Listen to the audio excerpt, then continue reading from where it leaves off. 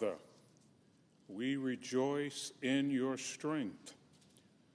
You are our refuge, for your faithful love endures forever. In spite of this government shutdown, our confidence in your love sustains us. Be merciful to our nation and world, for you are our hope.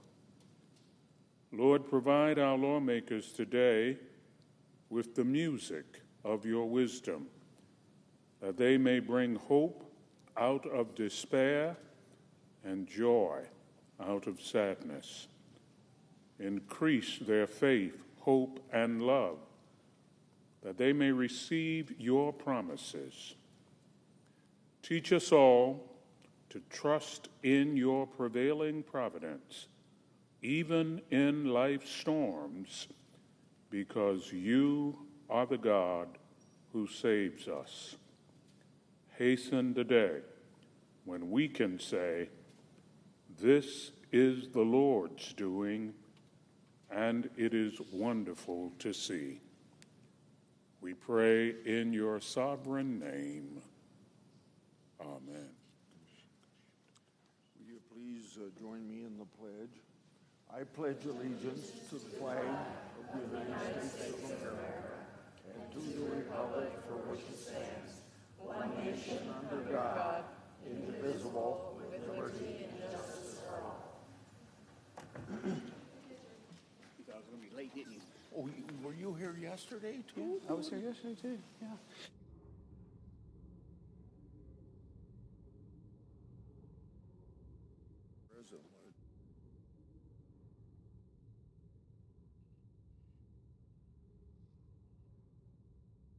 Previous order, the leadership time is reserved. Morning business is closed. Under the previous order, the Senate will resume consideration of H.J. Res. 104, which the clerk will report. H.J. Res. 104, providing for congressional disapproval under Chapter 8 of Title 5, United States Code, and so forth.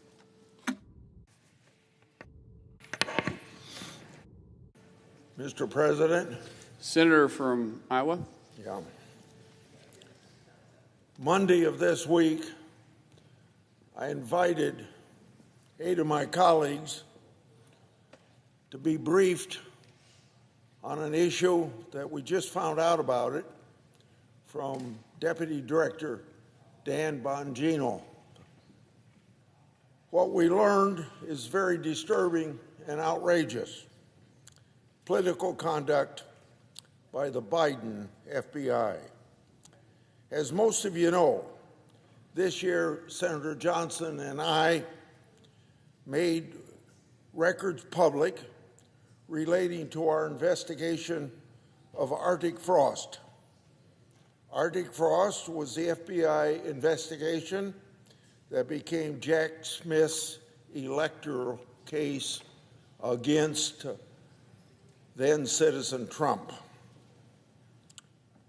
We've shown that partisan FBI agents and the Department of Justice prosecutors created and advanced that matter.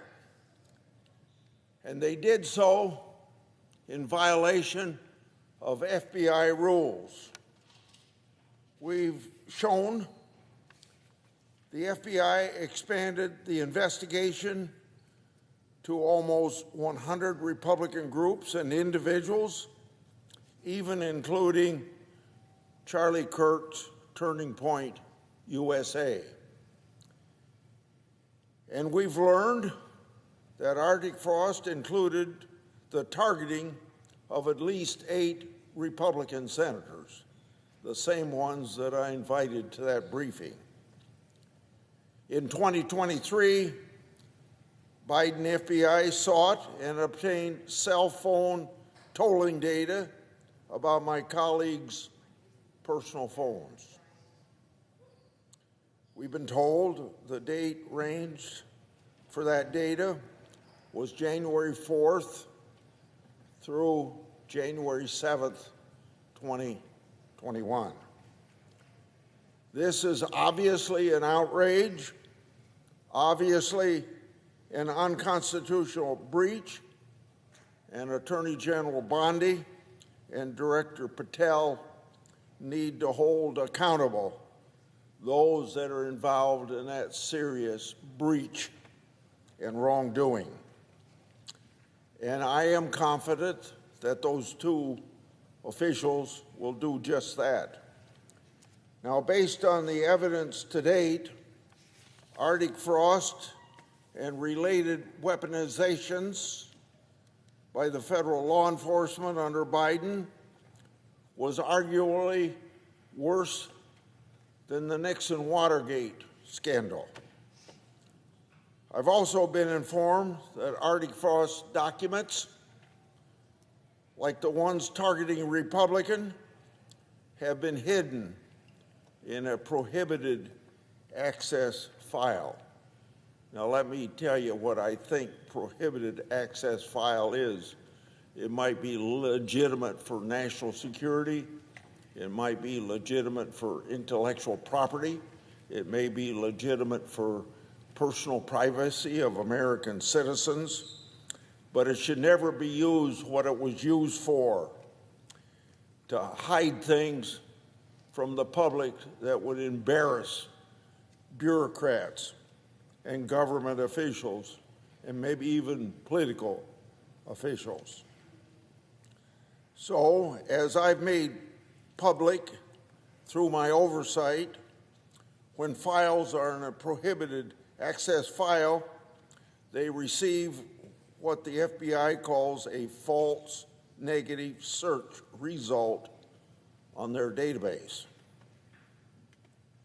So that means that if you ask for emails or some records of the FBI and they type it in, it doesn't show up, so then it doesn't exist.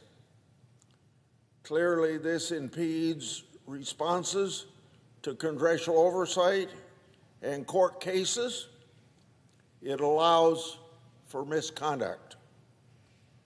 Because of whistleblowers informing me of this serious problem, the FBI is now reviewing these file types. And only because of that review, the document about targeting 8 Republican senators was located. Lastly, I started Arctic frost investigation July 2022. Now, it has taken years to get records and to advance the investigation. Sometimes my oversight work's done quietly outside the public eye. But what the public is now seeing is the importance of congressional oversight, the importance of whistleblowers exposing government misconduct. My whistleblowers deserve great thanks for what they've helped to expose. We were all shocked and outraged by the unjustified fishing expedition Deputy Director Bongino informed us about. The FBI told us in our briefing that not a single one of my colleagues on the list was under investigation. So, the FBI did its dirty digging without legitimate predication. We expect Patel and Bongino shut this abuse down and do it immediately. And I want my colleagues and Iowans to know that I won't give up until I've followed all the facts and accountability is delivered for the American people. I yield the floor and suggest the absence of a quorum. Clerk will call the roll. Ms. Ossobrooks.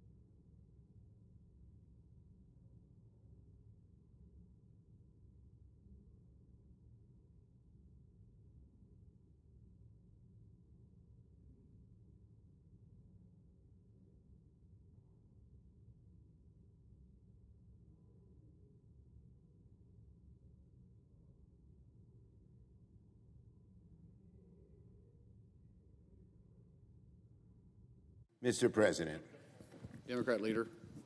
ask unanimous consent the quorum be dispensed with. Without objection.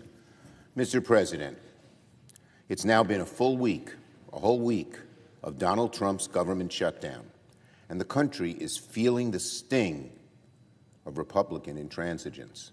Over 700,000 federal employees have been furloughed. Services are being disrupted. The Wall Street Journal reported this morning that businesses nationwide with government contracts are in peril. The Republican-manufactured disaster did not need to happen. The government is shut down for one reason, and one reason only. Donald Trump and the Republicans would rather kick 15 million people off health insurance, would rather raise premiums by thousands and thousands of dollars a year on over tens of millions of Americans, rather than sit down and work with Democrats on fixing health care. That's the reason. They'd rather kick tens of millions off health care than sit down with us and work with us on addressing this so important issue, so important to the American people. Now, Americans are frustrated. The cost of living continues to go up. Donald Trump's tariffs have sent grocery prices spiking. It's even more expensive now to buy a cup of coffee. First things many people drink in the morning, they're going to see Trump's tariffs hurting them. People are worried about paying more on their electricity bill. 41 states have seen increased prices. Why? Because in their mania of hating clean energy, they cut out so much of wind and solar being the cheapest form of new energy to go on the grid. Americans are pessimistic that any of this is going to get any better, and they blame President Trump and the Republicans. A CBS poll from a few days ago found that 75% of Americans don't think the Trump administration, is focusing enough on lowering costs. Fixing health care would be at the top of the list for lowering costs for people. Now, Democrats want to reopen the government right away. We want to have a serious negotiation to fix health care so that people can see their costs go down. And we can do both. Fix health care and reopen the government. This is not an either-or thing, which Republicans are making it. And the American people don't like it. Democrats have been consistent. Our position remains the same. We've been saying it for months. Republicans are shutting down the government because they refuse to address the crisis in American health care. One sentence sums it all up. Republicans are shutting down the government because they refuse to fix and address the crisis in American health care. Now, our Republican colleagues, being against public sentiment, are flailing. On the one hand, it's starting to sink in for Republicans that their position of not fixing health care is untenable in the eyes of the American people. As President Lincoln said, public sentiment is everything. Well, public sentiment is building on fixing health care. It's high already. It's getting higher every day. And it's not going to recede. It's getting even stronger. Republicans refuse to acknowledge that public sentiment is not on the side of Trump and Johnson. And Johnson has become the #1 roadblock to ending a shutdown. He sent everyone home for 3 weeks now. If you care about fixing the crisis, if you care about reopening the government, how the hell do you keep your House not in session for 3 weeks? And now but even so, Johnson himself is feeling the heat. At first, he and his caucus were telling Republicans in the House, don't talk about health care. They knew the American people were against what they thought. Johnson's leadership team explicitly told members in a memo not to mention health care when talking about the shutdown. Of course, that didn't work, because the public knows overwhelmingly that we need lower health care premiums, and that's what Democrats are fighting for, and that's what's preventing the Republicans from coming to the table. They don't want to fix it. That's why they're causing the shutdown.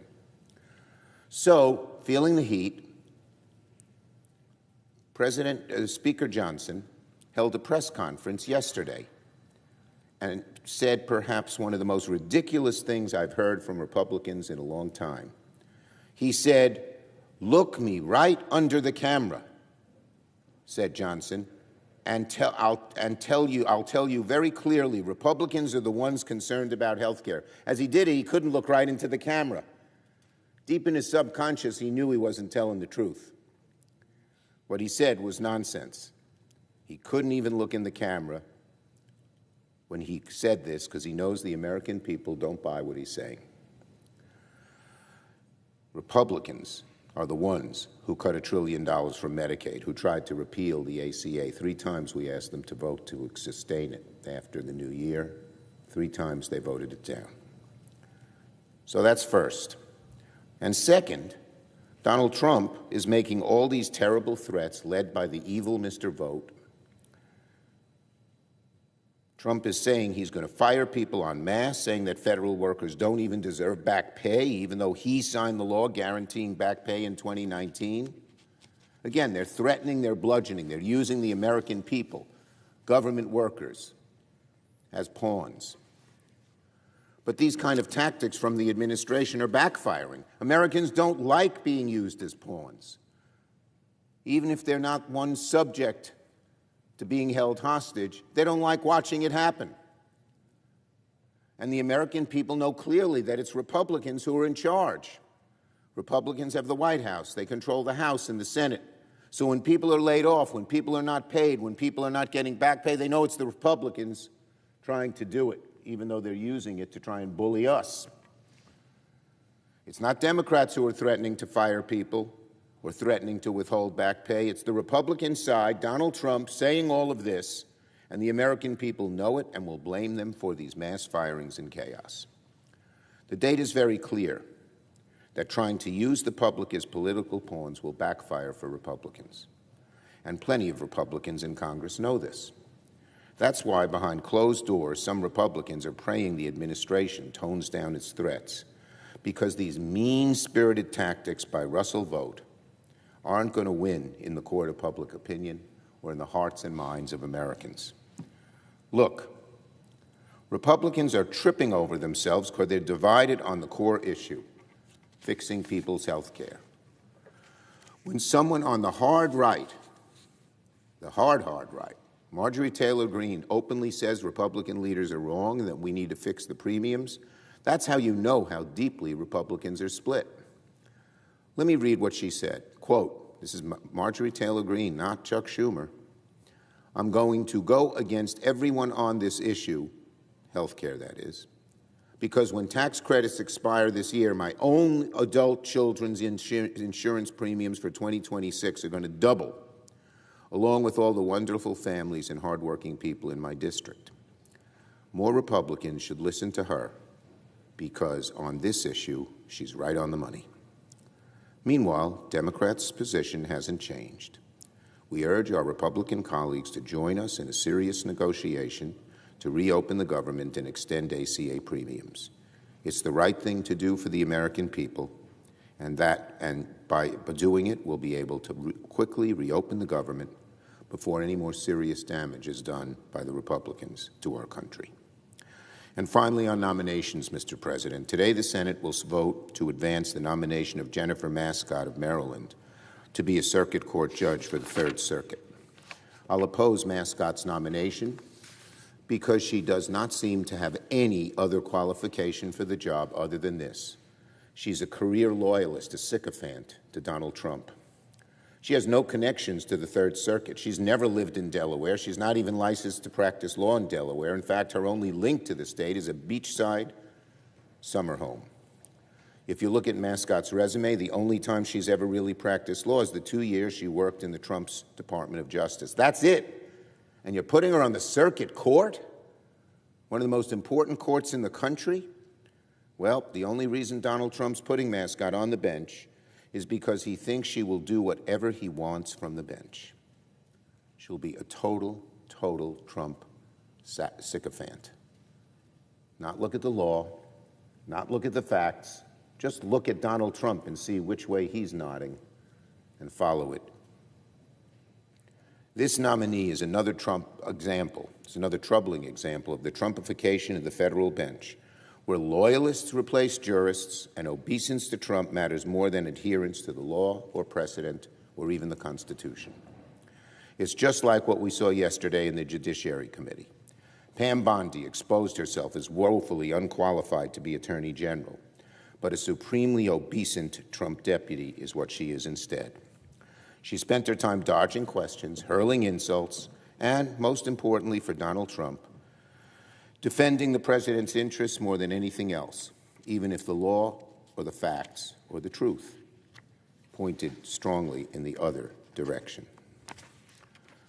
This troubling pattern of obeisance, above all, in our judiciary system is dangerous, troubling. So I will oppose today's nominee and urge my colleagues to do the same. Yield the floor. Note the absence of a quorum. Clerk will call the roll. Ms. Alsobrooks.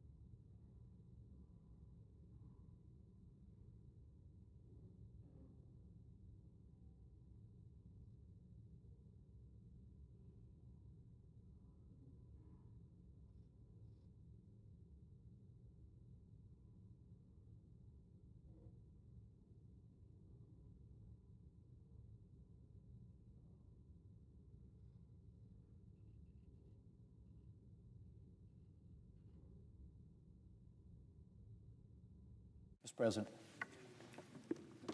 Majority Leader. Thank you, Mr. President. Mr. President, Senate quorum call? Yes. I would ask unanimous consent the quorum call be suspended. The objection. Mr. President, we are now in day 8 of a government shutdown, and which is truly unfortunate and unnecessary, and totally at the behest of left-wing Democrat special interest groups who have pressured the Democrat leadership into a position that makes absolutely no sense to any thinking person. I want you to think about where we are. Think about this scenario.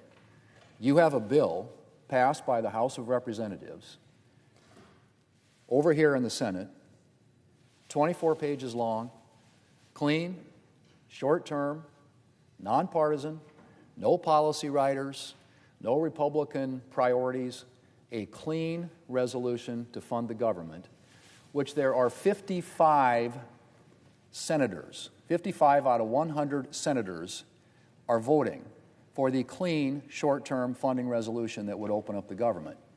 The President of the United States has said that as soon as it is passed in the Senate, he will sign it into law. So what you have is complete, unified support for a short-term funding resolution to keep the government open and make sure that all the government employees who are currently being impacted and their families can get back to work and get paid again.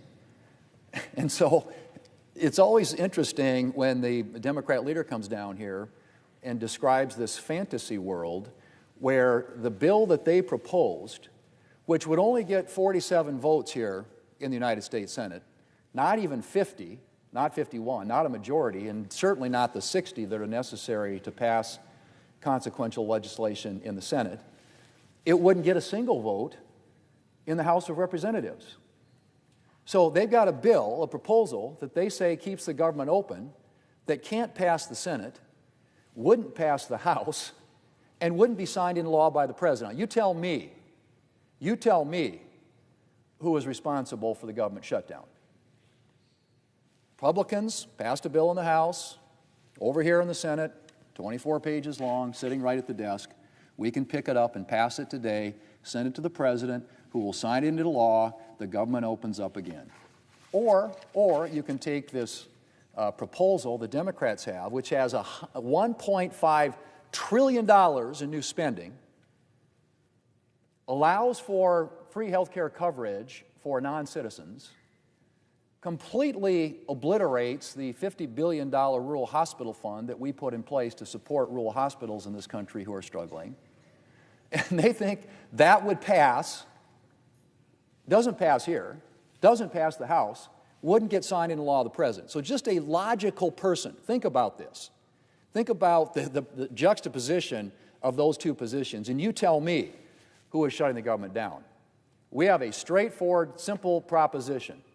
A 24-page funding resolution to keep the government open with no partisan policy riders, no gimmicks, short-term, funds the government through November the 21st to give us an opportunity to continue to do the government funding the way we should do it through the appropriations process, where we have the committees meeting and Republicans and Democrats contributing, and then bring it to the floor and have an open amendment process here. That's the way the government should normally be funded. And so what this does is provides a short-term extension in order for all that to happen. That's all that we're talking about. Now, they have other issues they want to bring up, which I've said before, we're happy to discuss. And yes, there are some things that I think there is interest on both sides in trying to address when it comes to health care in this country. But you can't take the federal government hostage and expect to have a reasonable conversation on those issues. The government needs to be funded. Federal employees need to go back to work. Federal agencies and departments need to be open in providing the services that the American people expect. It's that simple. And that's really what this is all about. Again, nothing more, nothing less, nothing else. It's whether or not they want to support a 24-page funding resolution that keeps the government open or continue to vote for $1.5 trillion in new spending, free health care for non-citizens, and completely wiping out a $50 billion rural hospital fund that's designed to support rural hospitals in this country. Something that would get 47 votes here in the Senate and not a majority in the House of Representatives, wouldn't get a single vote, honestly, among Republicans in the House of Representatives, and would not be signed into law by the President, versus something, again, passed by the House, here at the Senate. All we need is 5 more votes. There are a majority of United States senators today who support the short-term funding resolution, 55 out of 100. We need 5 Democrats. You tell me who's shutting the government down. And Mr. President, I think that the public is coming wise to this debate and this argument and these fallacious arguments that are being made by the Democrats. In fact, there's a new Harvard-Harris poll that came out Monday that found that 70% of voters oppose the government shutdown. 70%. And of interest to my Democrat colleagues, 65% of voters, including 63% of independents, think Democrats should end the shutdown by accepting a continuing resolution like the clean funding resolution I just described that's in front of us. So what are my Democrat colleagues doing? Well, after their resounding defeat in the presidential election last November, you'd think they might be paying attention to the strong majority of voters who would like the shutdown to end as well. Now, you'd think they might notice that 63% of independents, voters I'm sure Democrats would like to capture in the next election, want Democrats to accept a resolution like the clean CR in front of us. But you'd be wrong. Because, Mr. President, Democrats are still deeply enthralled to the far left. And they're taking their marching orders for this shutdown from far-left interest groups. And I mean that literally. A recent Axios article reported, and I quote, "Progressive grassroots groups are blasting congressional Democrats on speed dial to hold the line in any negotiations to reopen the government," end quote. Now, that followed an Axios report that found, and I quote again, Senate Minority Leader Chuck Schumer and his staff are closely coordinating their government shutdown strategy with outside liberal groups. Backing down and helping fund the government like Schumer did in March is unacceptable, the groups have told his team, end quote. Backing down and helping fund the government like Schumer did in March is unacceptable, the groups have told his team, end quote. And so the liberal groups say, jump, and Democrat leaders say, how high? Forget the robust majority of independents who want Democrats to end this shutdown.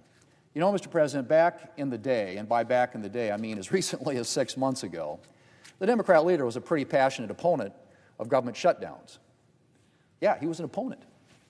So much so that even though he didn't like the continuing resolution we passed in the spring, he voted for it anyway because in his words, and again I quote, a government shutdown would be far worse, end quote. But then progressive groups got big time mad. And now the Democrat leader is leading the charge to keep the government shut down indefinitely, apparently. And all those federal workers and hardworking Americans he was so worried about before seem to have just slipped his mind. In fact, Democrats have barely reacted to the fact that federal workers are going to start missing pay.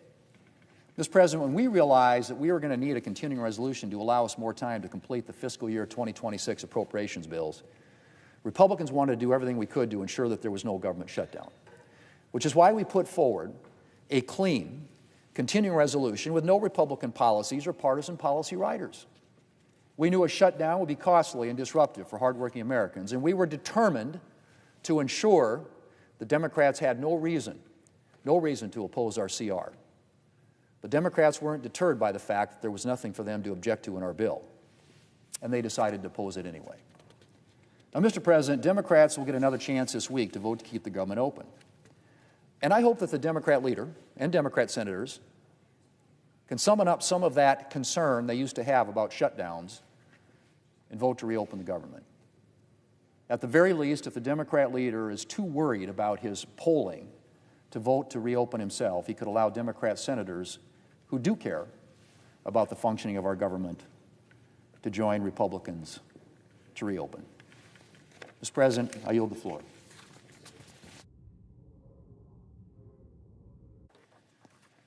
I understand that there is a bill at the desk that's due for a second reading. The clerk will read the title of the bill for the second time. S-2983, the bill to reauthorize the Cybersecurity Information Sharing Act of 2015. Mr. President, in order to place the bill on the calendar under the provisions of Rule 14, I would object to further proceeding. Objections heard. The bill will be placed on the calendar. Mr. President. Majority Whip. Thank you, Mr. President. Mr. President, following up with what the majority leader just said, I have here the Washington Post from this morning, and they have an editorial. And what they have in bold print, it says, Democratic leaders play a dangerous game. That's what the Democrats are doing. We just heard the majority leader talk about what we're trying to do, what we're facing, how Chuck Schumer is being held hostage by the liberal groups who set up the war room with him. And what we see is a dangerous game being played and threats to the American people. This goes on to say there is a clean funding bill on the table. This is the Washington Post, Mr. President, this morning. There is a clean funding bill on the table. Only a handful of Senate Democrats need to vote for it. Instead, the majority leader is leading the minority leader is leading the Democrat Party into a box canyon.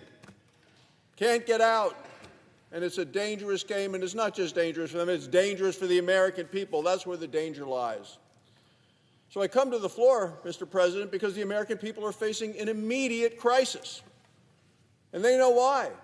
Anybody watching knows why. It's because Senate Democrats have now voted 5 times against a clean, bipartisan, continuing resolution that would open the government today. This is day 8 of the Schumer shutdown. Day 8. Country is held hostage by the Democrats, and they're playing a dangerous game. This isn't a game, Mr. President, but that's what the Democrats have turned it into. So the question before us is simple. What have the Democrats accomplished during this dangerous game that they're playing. October 10th, on Friday, in 2 days, Border Patrol agents and other federal workers will receive only half a paycheck. That's the result of the Democrats' dangerous game. It'll be their last paycheck until and at least the Schumer shutdown ends. Democrats vote to reopen the government. They could do it today. House of Representatives passed a clean continuing resolution, current funding levels. Democrats voted 13 times under Joe Biden for a continuous resolution to keep the government funded. Continuing resolution funds our military, pays for law enforcement, continues food assistance for moms and young children, keeps small business loans flowing. 13 times they voted for this. Now they reject it because they want to please their radical extreme base, the base that has put up a war room that Chuck Schumer has bowed down to. That's what we've just heard from the majority leader, that they're the ones calling the shots. And that's why we find ourselves in this situation. Democrats are demanding radical new policies before they allow the government to reopen. I've seen their demand letter, $1.5 trillion in new expenses, as the majority leader just outlined here on the floor. Their ransom note is filled with liberal policies. I look at it, it is stitched together like Frankenstein's monster. $1.5 trillion in reckless new spending. Free health care for non-citizens. Free Medicaid for working-aged, able-bodied adults who refuse to work. There are over 5 million of these individuals in the United States, and yet they refuse to work. And the Democrats want them to all get free Medicaid. $50 billion the Democrats want to cut from vulnerable rural hospitals, hospitals in rural communities. Do the Democrats not care at all about those communities? Even though there are rural communities in their states, they are beholden to the big cities and the mayors, the sanctuary cities that control the Democrat Party. That's what we're dealing with here. That's why the Washington Post calls what the Democrats are doing, as I pick it up again, Mr. President, a dangerous game. They're holding the American people hostage to extract far left-wing concessions. They're telling our service members their paychecks are negotiable. They're telling small businesses their dreams are collateral damage in a partisan fight. They're telling mothers and young children that WIC benefits are leverage for the far left demands of health care for non-citizens. Republicans remain committed to ensuring families receive the support they deserve. The Democrats have chosen repeatedly to keep the government closed for political purposes only. American families are feeling the pain nationwide. In Georgia, more than 100,000 federal employees are wondering where they will find the money to pay their bills and buy their groceries. In Arizona, 344,000 children enrolled in SNAP face uncertainty. The benefits are running out. Time is of the essence. Shutdown Democrats are telling these families problems aren't urgent. Well, they're urgent to those families, and the Democrats don't seem to care. In New York, almost 500,000 individuals who rely on WIC will lose access at the end of this week. It's already Wednesday. We're talking about pregnant women. We're talking about new mothers. We're talking about young children. They depend on this program. In Illinois, every week the shutdown continues. It costs the state's economy over $500 million. That's jobs lost, paychecks missed, opportunities evaporated. In Michigan, small businesses face delays of $92 million in loans because the Small Business Administration is frozen due to the shutdown. These businesses are the backbones of our communities and our economy. They should be able to make payroll, keep their doors open, not as the Democrats continue to play what has been termed a dangerous game. In Nevada, for each month the shutdown continues, consumer spending from lost wages will fall by over $200 million. It's money that won't flow into local businesses, won't pay rent, won't put food on the table. In New Jersey, telehealth programs are on hold. I'm a doctor. Without these programs, patients could be put at greater risk. In New Hampshire, workers maintaining our nuclear attack submarines, they face furloughs and unpaid work. But this goes beyond missing a paycheck. This is about national security. The Schumer shutdown, the dangerous game that he is playing, puts America's safety at risk. At airports nationwide, we are already seeing the direct effects of the shutdown. Flights are being delayed, security lines are growing longer. Even the head of the Teamsters Union, Sean O'Brien, says that Democrats' political theater is something he can see right through. He says a shutdown will hurt working people, period. American workers are not a bargaining chip. That's the leader of the Teamsters Union, Mr. President. He goes on to say, senators should stop screwing around and pass the House-passed clean short-term funding bill. That's where we are today. He's right. But regrettably, Senate Democrats are treating the American people as bargaining chips, as hostages, and that's why they sent the list of demands as ransom. Democrats have now voted 5 times against opening the government, 5 times against supporting our military, 5 times against paying law enforcement officers, 5 times against food assistance for women and infants and children, 5 times against the small business loans that help Main Street. 5 times Democrats have looked at the mounting damage of the Schumer shutdown and shrugged their shoulders. That's the situation we have today. The American people overwhelmingly say Democrats should pass a clean continuing resolution and end the shutdown immediately. There is a clean bipartisan resolution before the Senate, ready for a vote right now. It reopens the government today. It would protect the paychecks and the programs the American people depend upon. It would end the uncertainty that is gripping millions of American families. The question is not whether the Democrats can end the shutdown. It's will they have the integrity to do it, or will they continue to play this dangerous game with our nation and with our families. And, Mr. President, on a separate matter, before Senate Democrats shut down the federal government, they shut down the very Senate floor on which I stand. And they did it by freezing the confirmation process. For months, their blockade created a growing backlog of qualified nominees, so many of which have come out of committees with bipartisan votes. Nominees for positions that during prior administration sailed through the Senate by unanimous consent or by voice vote. But not with this Democrat minority. Oh, no. So in September, Senate Republicans broke the blockade. And now the blockade is being cleared. At the peak of the Democrat obstruction, more than 150 well-qualified nominees approved by Senate committees were waiting for a vote on the Senate floor. Yesterday, Mr. President, we confirmed 107 of those nominees, and we did it in a group. This is one of the largest confirmations in the history of the United States. Now there are only 26 nominees on the executive calendar. Our committees are hard at work to approve more nominees, and we're going to confirm them in short order. As of this morning, President Trump has had 298 nominees confirmed in his second term. By comparison, at this point, Joe Biden had confirmed only 201 in his first and only term. President Trump had confirmed only 183 nominees at the same time in his first term.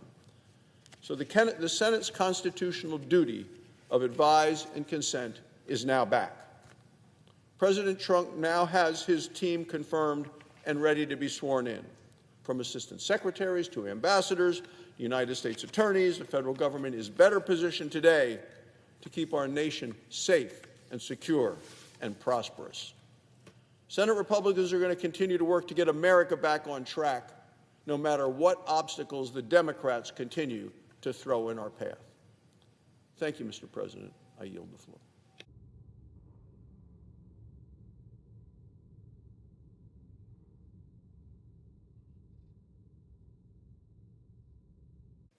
Mr. President.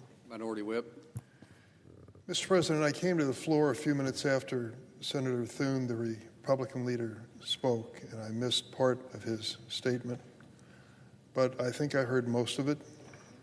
I listened carefully to the statement by the senator from Wyoming, and let me say at the outset that I consider them both to be friends. We disagree on many things politically, but over the years I've come to work with both of them and look forward to doing that again someday. I was disappointed in both of their statements because of what was not said. How can you talk about the government shutdown without ever mentioning health care costs to American families? How can you do that?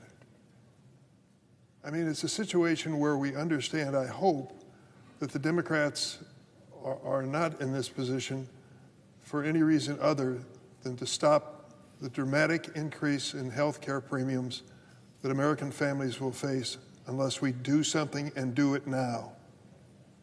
State after state, the notices are going out that the cost of health insurance for working families in America is going to go up dramatically, in some cases more than 100%. And that is going to be hurtful to many. They'll have to look for different health insurance plans that they can afford, which means more money out of pocket, or they're going to drop their health insurance coverage altogether. How can the Republican leaders stand before us and even refuse to acknowledge that that is the issue that drives this government shutdown? The Republicans are insisting on their approach to the budget because they don't want to see American families protected when it comes to these health insurance increases. And the increases are already being announced. 10 states so far have announced them. October 27th is the magic date, if you will, for the announcement in my state of Illinois. I know what's going to happen. I'm going to hear from hundreds, if not thousands, of families across my state that increasing the costs for families is creating a hardship they never anticipated. We believe on the Democratic side this is the time to act now, to move together to stop these increases from taking place, because these increases were part of the big, beautiful Republican budget. The Trump budget, voted for by every Republican senator and no Democratic senators.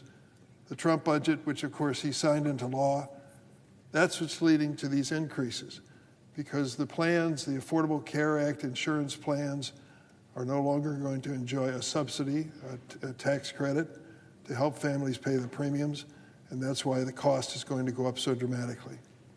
We can change it. We can do it, but we have to do it quickly. We ought to move on it this week. I wish the House of Representatives were in session. They haven't shown up for 2 weeks. Speaker Johnson happens to believe that being AWOL is the right thing for his Republican members. I don't think it's the right thing for America. Democrats and Republicans should be in this Capitol negotiating, sitting at a table together. And the first item on the agenda has to be health care costs for American families.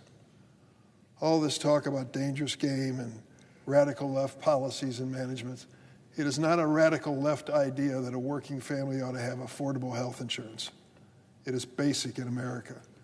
As flawed as our health system is in this country, and as great as it is in many respects, if people cannot afford to have their coverage for their family, then hardship, it follows.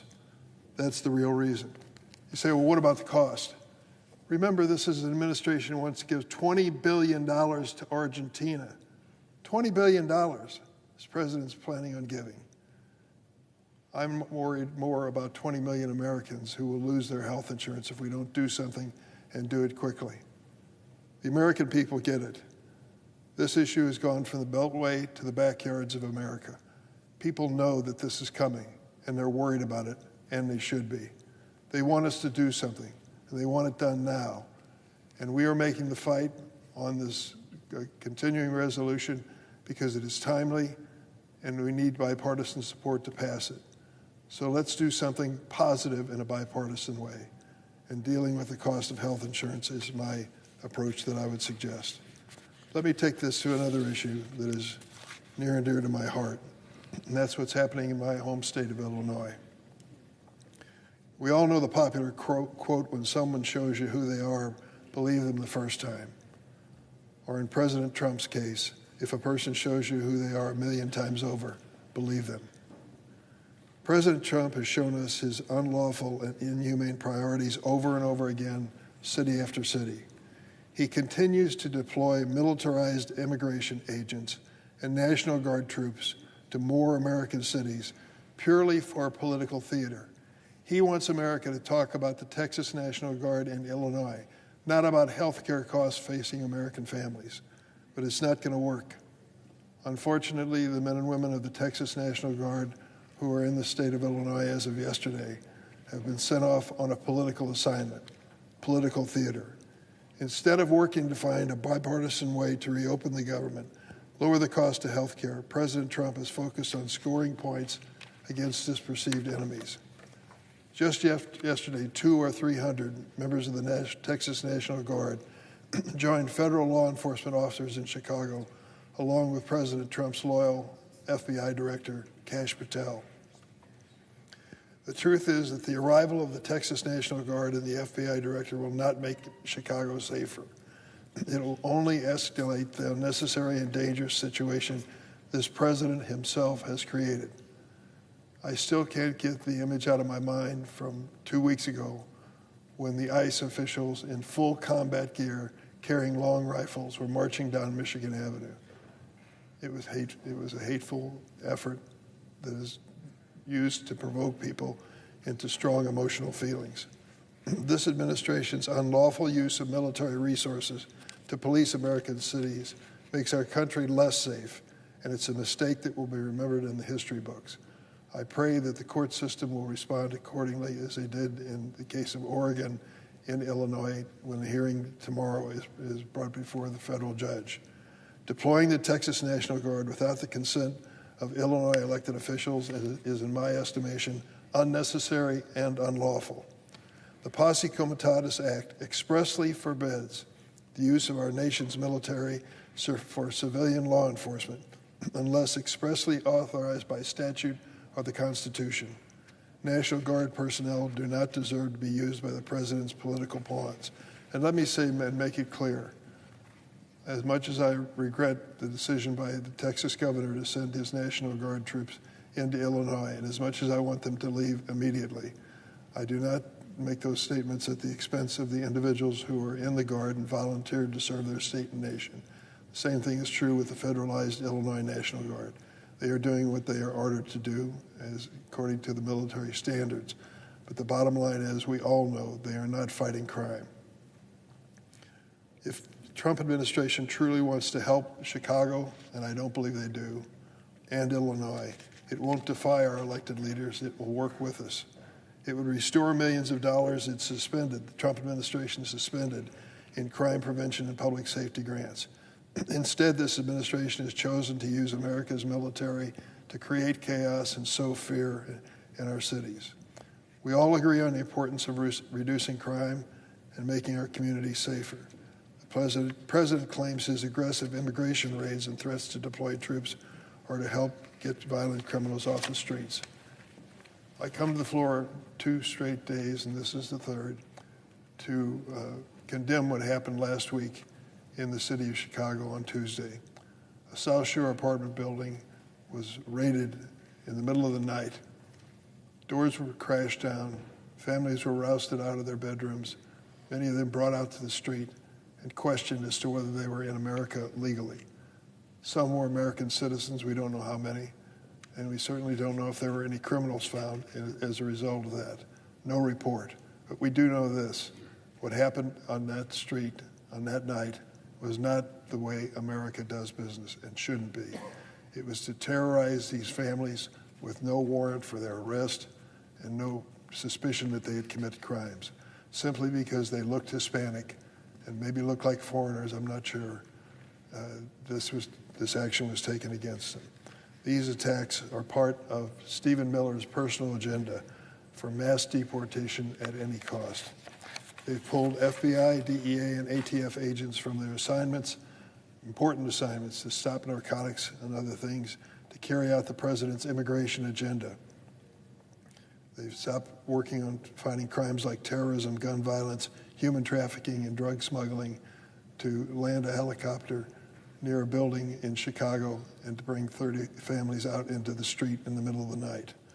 I have fought for humane reforms to our immigration system and evidence-based ways to reduce crime in our cities. If the president is serious about fixing our immigration system or lowering crime in our communities, I'll join in on that effort.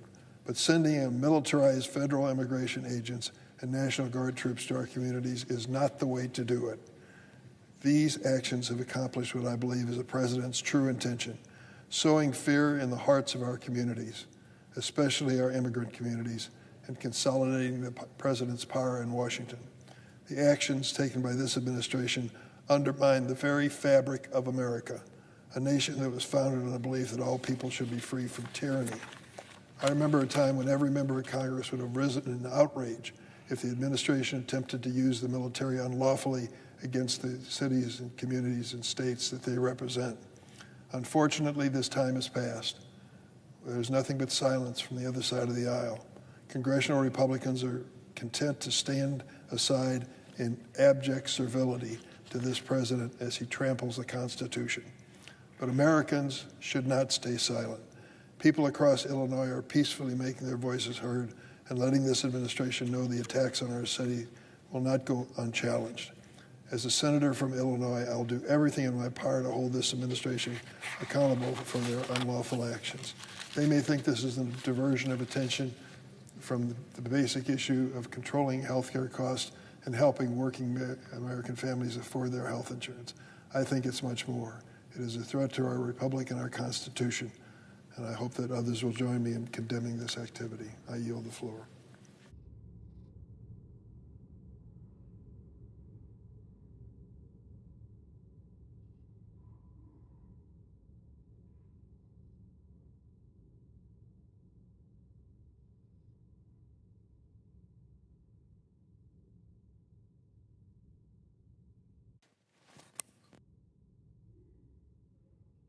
Mr. President. Senator from Hawaii. Mr. President, I ask unanimous consent that I be permitted to speak for 5 minutes, Senator Heinrich be permitted to speak for up to 10 minutes, and Senator Daines be permitted to speak for 5 minutes prior to the scheduled votes. Without objection. Mr. President, I ask unanimous consent that I be given permission to use a prop. Without objection. Mr. President, it is day 8 of the government shutdown, but it is day 19 of the House being on vacation. How is it possible that the party in charge of the government is sitting at home while the government is shut down? Well, let's take a look. So this is the House schedule. These yellow blocks are work days. It's already a pretty nice schedule. Most people, if they are fortunate, get either 7 days or 10 days of vacation. Some people get less, some people get more, but nobody gets this amount of time off. Now, we call that a district work period or a home work period, and that's true. We need to be home to interact with our constituents, but that's what August is for. So here's what happened. They left early on the 25th, specifically to avoid a vote on the Epstein files. Then they had this week off, this week off, this week off, this week off, this week off, this day off, come back. 1, 2, 3, long weekend. 1, 2, 3, 4, long weekend. 1, 2, 3, 4, long weekend. Another break, another break, another break, and now they're saying another break. Get back to work. Get back to work. We are facing a healthcare crisis, and we didn't pull this out of some Democratic strategist lab. And the presiding officer knows this in his home state. Prices are about to spike disproportionately among people who voted for Donald Trump, disproportionately in rural communities, disproportionately among farmers. And they're not going to spike a little. This is not like normally 4% increase is now 7%. For 22 million Americans, the price of health care is about to go up 114%. 114%. So you can find some people who are only paying like a 40 or 50% increase, and you still can't afford that. Most people can't afford a 40 or 50% increase in the cost of almost anything. But health care is a big chunk of the cost of living. And so here we are, as Democrats, saying, help us help you. Republicans, you created this mess that is causing your signature legislative achievement to be a drag on your electoral chances. And if we were a little bit more cynical, we would just let you stew in it. But we want those 24 million people, 22 million people to have relief. And so we're simply saying we can open the government tomorrow morning if Donald John Trump realizes that he's hurting his own people. Mr. President, I ask unanimous consent that the following remarks be recorded in a different part of the journal. Without objection. I want to follow up on what the Democratic whip is talking about in the city of Chicago and the state of Illinois. We all swore an oath to the Constitution, and I am honestly scared. I used to do this sort of shtick on Twitter where I would say, the thing about what Donald Trump said on Twitter is that and then I would just say, he's trying to take your health care away. And my point was, that's a distraction from the main issue, which was that he was going to try to take your health care away. That's not true anymore. He's going through with these authoritarian actions. The last time he posted that one of his political enemies should be jailed, it was James Comey, and then James Comey was indicted. This morning he pled not guilty. His trial is in January. And so this morning, Donald John Trump, with the assistance of the Texas governor, who is endlessly servile to him, is mobilizing, over the objection of the Illinois governor, 200 or 300 troops to go into Chicago to do nobody knows really what other than to terrorize people. They're belaying off a helicopter into an apartment building in urban Chicago. Give me a break. Unless you think this is theater, this morning, Donald Trump is in one of his moods and he says, Governor Pritzker should go to jail. Are we to assume he's kidding this time? Are you sure he's kidding this time? Oh, he's just trolling. Last time, 3 weeks ago, he clearly wasn't trolling. The Attorney General went through with what he asked. And so I'm asking my Republican colleagues who swore an oath to the Constitution and love this country just like I do, to say, publicly or privately, I don't care, enough is enough. I yield the floor.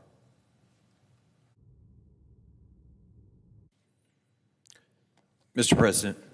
Senator from New Mexico. Thank you, Mr. President.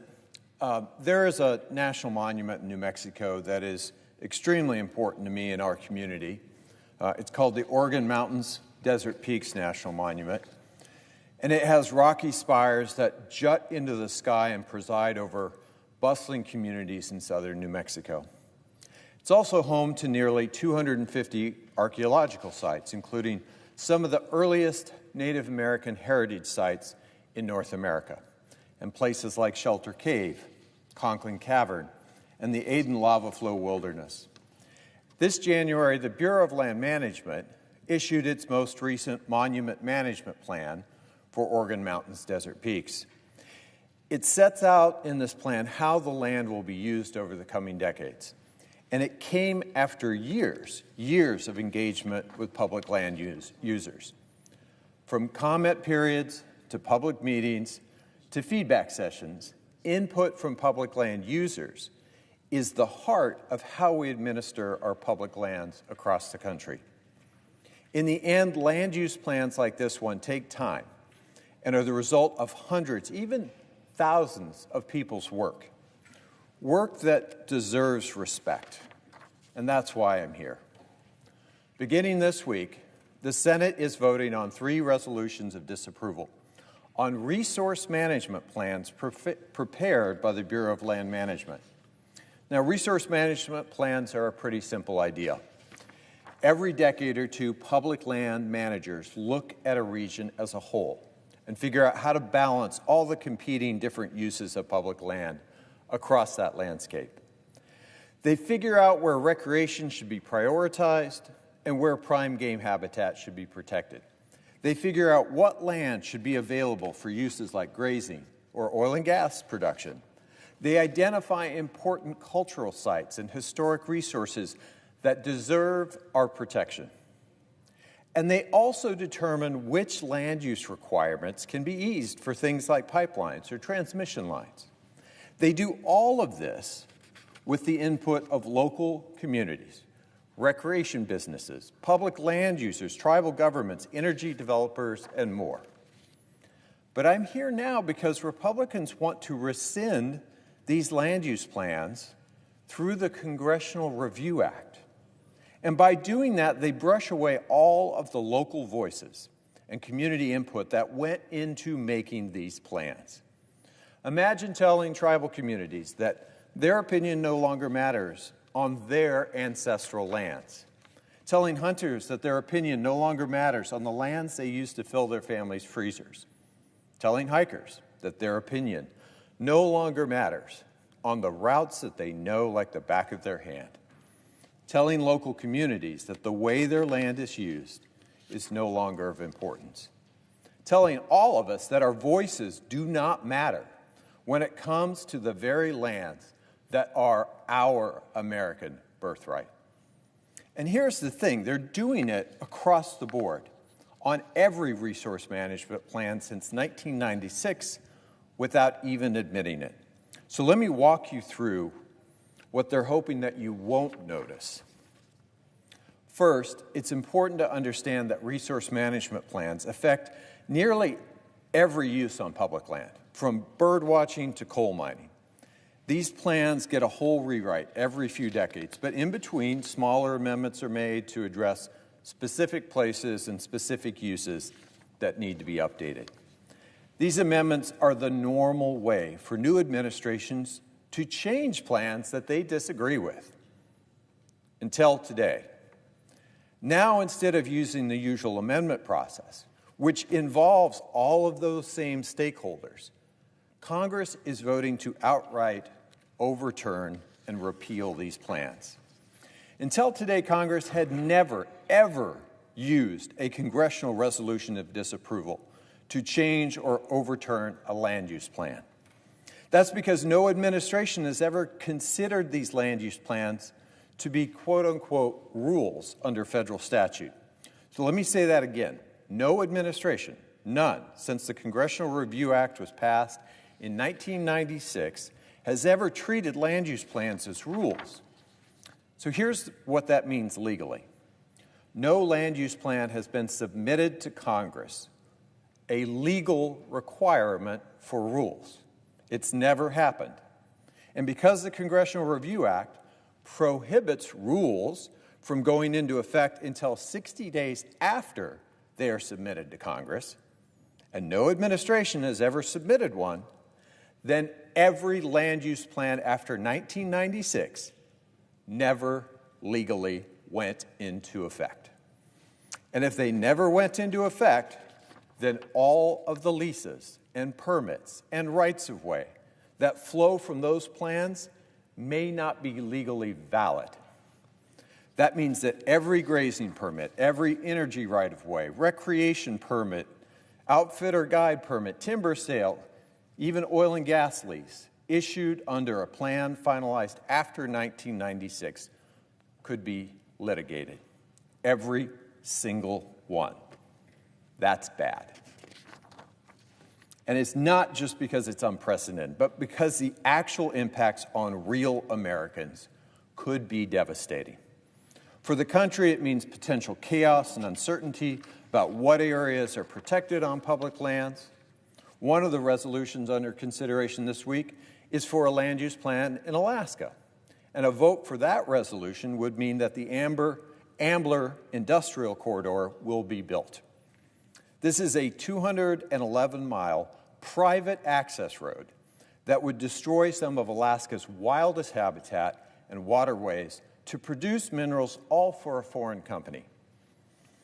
As someone from American Hunters and Anglers said, using slightly more colorful language that I'll leave out, this move obliterates years of public input from hunters and anglers and uses taxpayer dollars to prop up, I'll say it again, a foreign-owned mining company.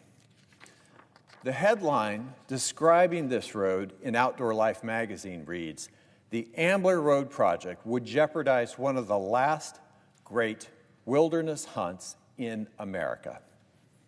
Now, Mr. President, I've been fortunate enough to hunt caribou in Alaska, and I have to say I doubt that my grandchildren will ever have that opportunity. And what's even more concerning to me is the impact that the Ambler Industrial Corridor will have on subsistence hunting and fishing. This private industrial mining corridor will carve its way, in addition, through gates of the Arctic National Park. You heard me right. We are sacrificing one of our most spectacular national parks to enrich a foreign mining company. I have to think that Teddy Roosevelt is rolling over in his grave. The damage will be irreparable to the landscape, to our American birthright in these public lands.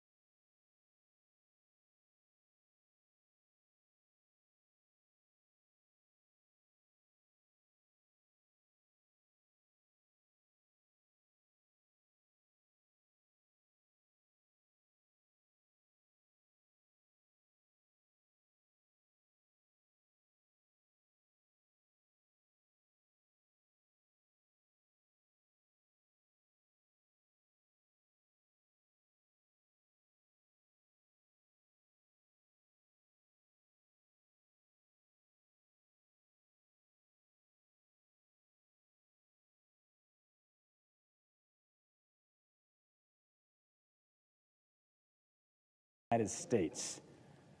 And they did this despite strong opposition from local counties in Montana, local elected officials.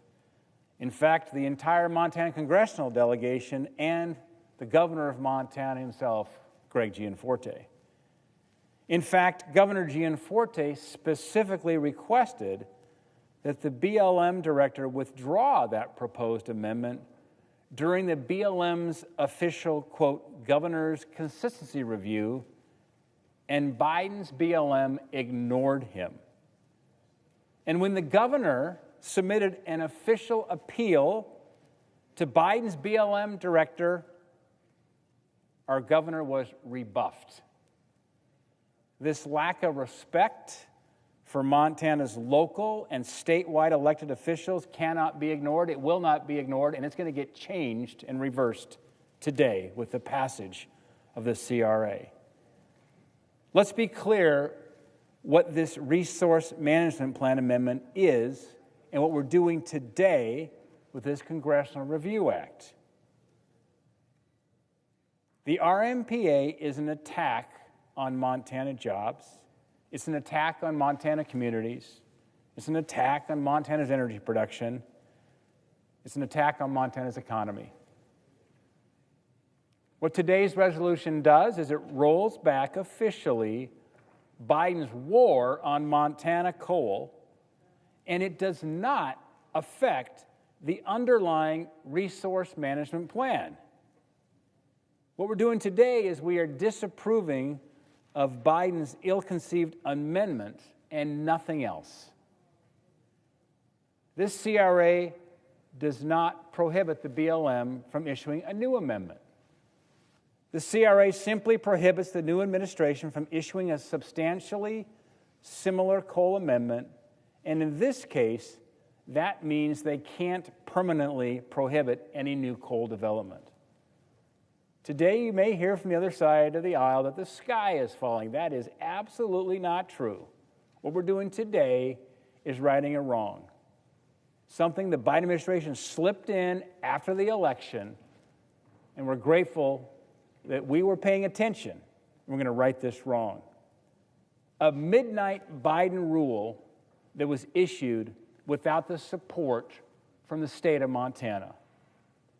Talk about federal bureaucratic overreach. Taking this action this day, today, will lead to more Montana jobs, more Montana energy. By the way, more Montana tax revenue to support K through 12 education and stronger communities in eastern Montana.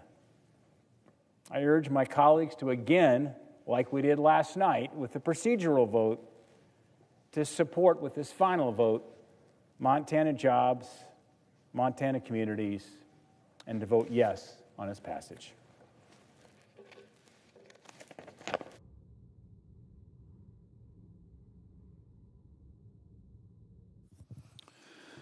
Under the previous order, the clerk will read the title of the joint resolution a third time.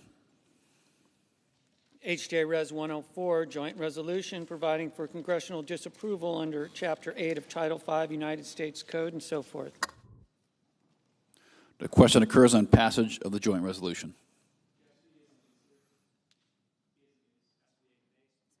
Is there a sufficient second? There appears to be. Clerk will call the roll. Ms. Alsobrooks, Ms. Baldwin, Mr. Banks, Mr. Barrasso, Mr. Bennett, Mrs. Blackburn, Mr. Blumenthal, Ms. Blunt Rochester, Mr. Booker, Mr. Bozeman, Mrs. Britt, Mr. Budd, Ms. Cantwell, Mrs. Capito, Mr. Cassidy, Ms. Collins, Mr. Coons, Mr. Cornyn, Ms. Cortez Masto, Mr. Cotton, Mr. Kramer, Mr. Crapo, Mr. Cruz, Mr. Curtis, Mr. Daines, Ms. Duckworth,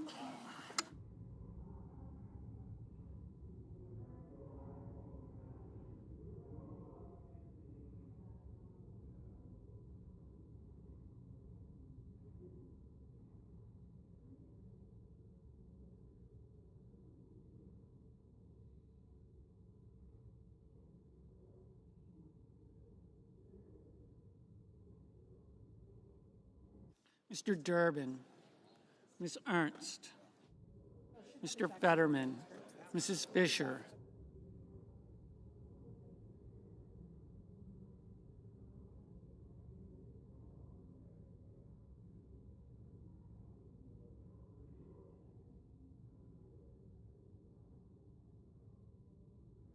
Mr. Gallego, Mrs. Gillibrand, Mr. Graham, Mr. Grassley, Mr. Haggerty.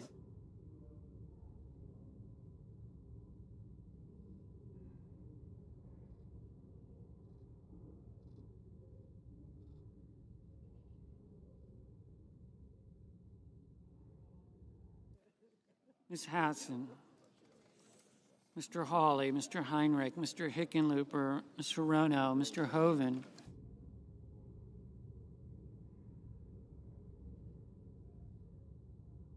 Mr. Husted, Mrs. Hyde-Smith, Mr. Johnson, Mr. Justice, Mr. Kane, Mr. Kelly, Mr. Kennedy.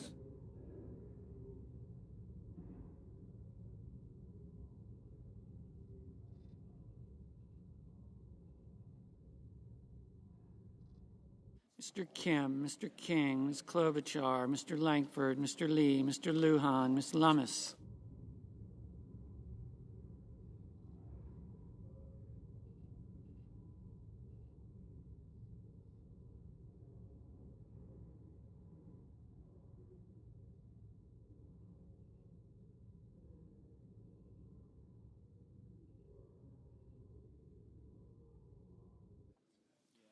Mr. Markey, Mr. Marshall, Mr. McConnell, Mr. McCormick, Mr. Merkley, Mrs. Moody, Mr. Moran, Mr. Moreno, Mr. Mullen, Ms. Murkowski, Mr. Murphy, Mrs. Murray, Mr. Ossoff, Mr. Padilla, Mr. Paul, Mr. Peters, Mr. Reed, Mr. Ricketts, Mr. Risch, Ms. Rosen, Mr. Rounds, Mr. Sanders, Mr. Schatz, Mr. Schiff, Mr. Schmidt, Mr. Schumer, Mr. Scott of Florida, Mr. Scott of South Carolina, Mrs. Shaheen, Mr. Sheehy,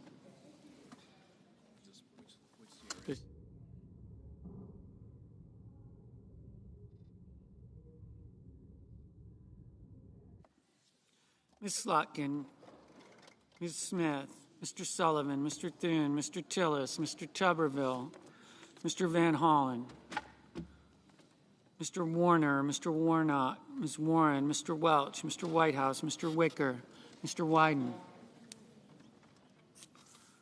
Mr. Young.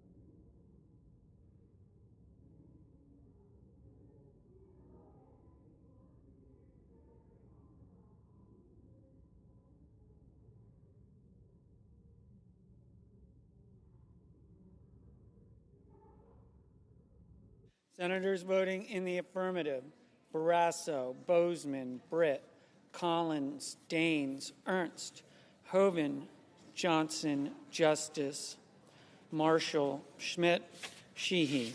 Senators voting in the negative: Baldwin, Blunt Rochester, Booker, Hickenlooper, Merkley, Ossoff, Peters, Wyden.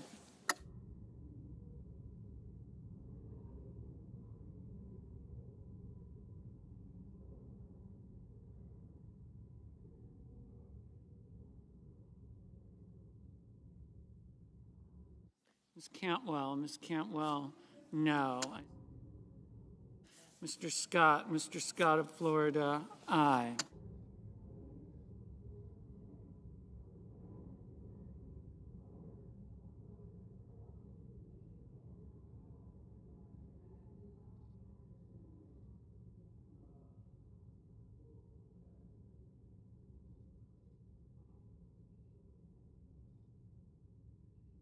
Mrs.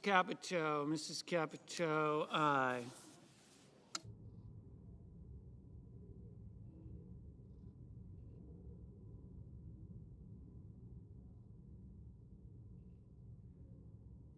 Mr.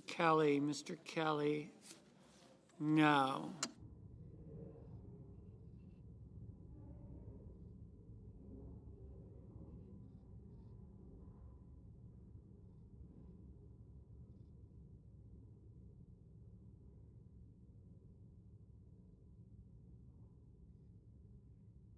Mr. Risch, aye. Mr. Husted, aye.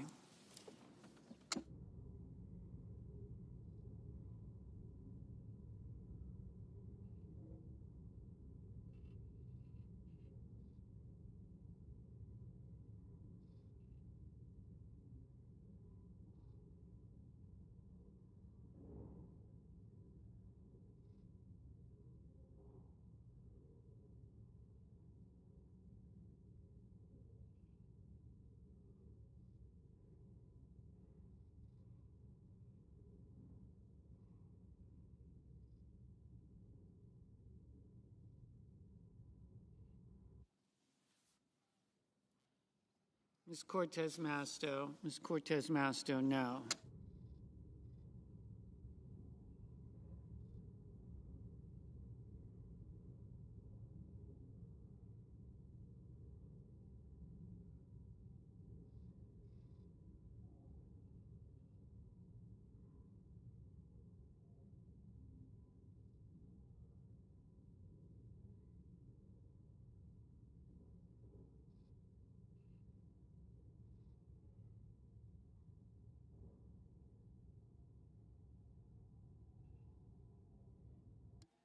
Ms. Duckworth, no.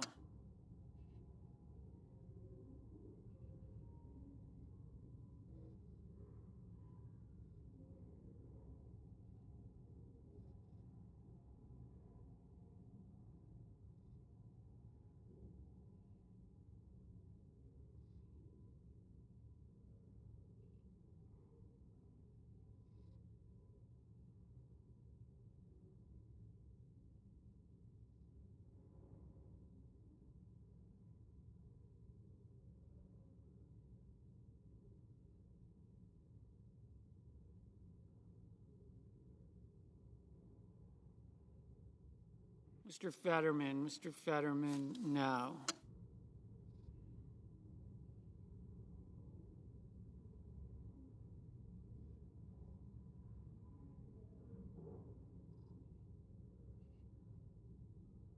Mr. Crapo, aye. Ms. Lummis, aye. Mr. Padilla, no. Mr. Rounds, aye.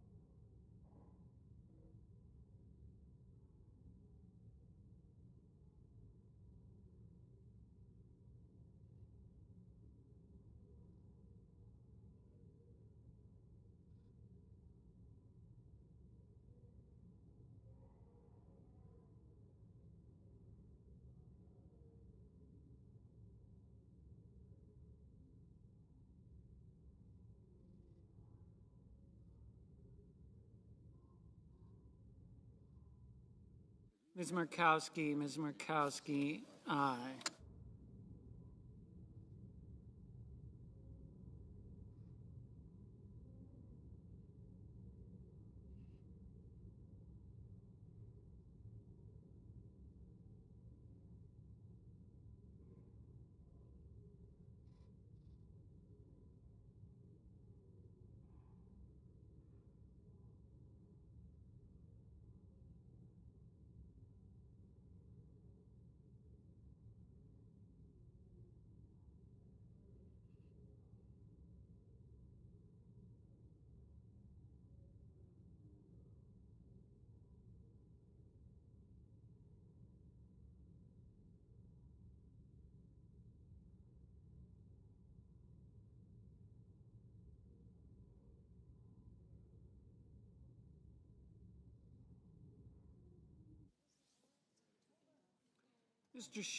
Mr. Schiff, no.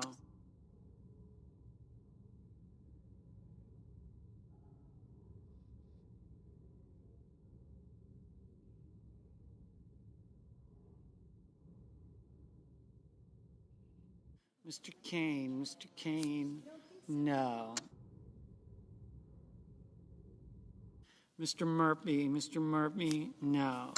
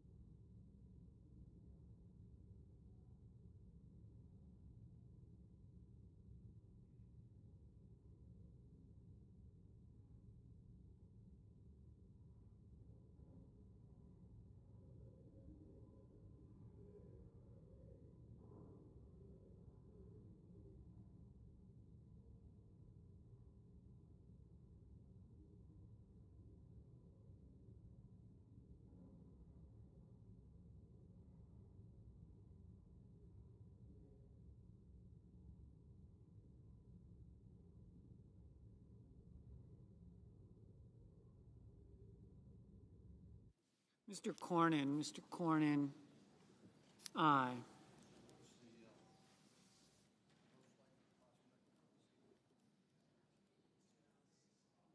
Ms. Also Brooks, no.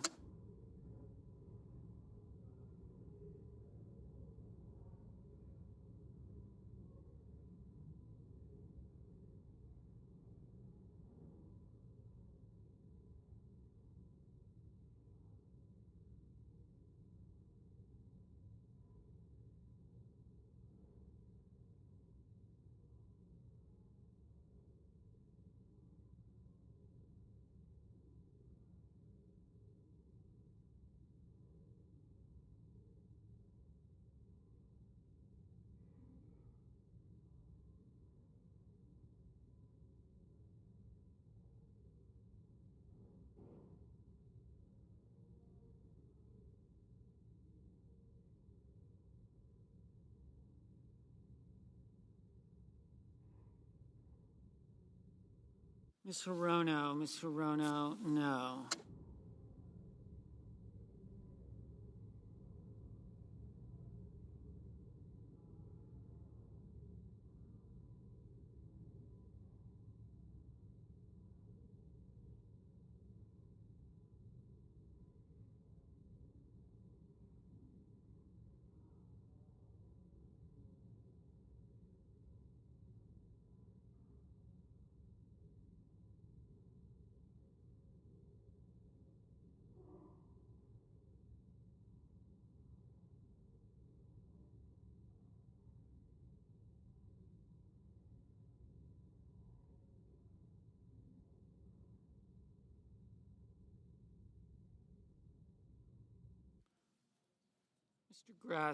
Mr. Grassley, aye.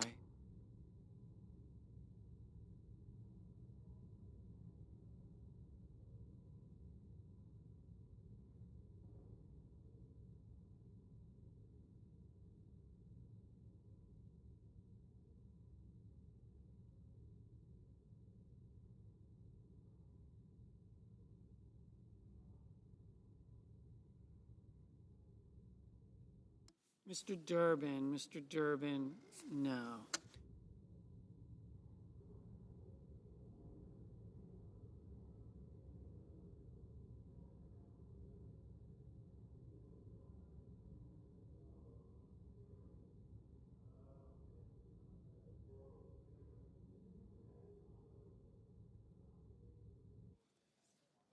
Ms.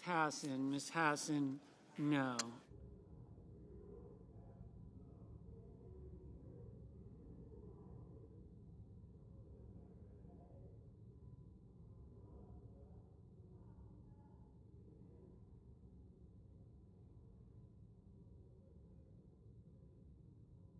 Mr. Banks, aye.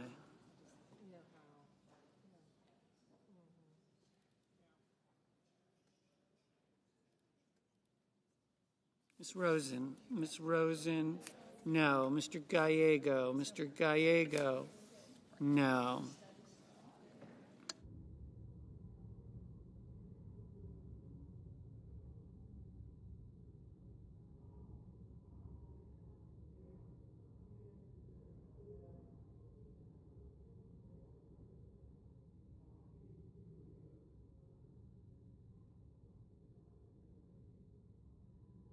Mrs.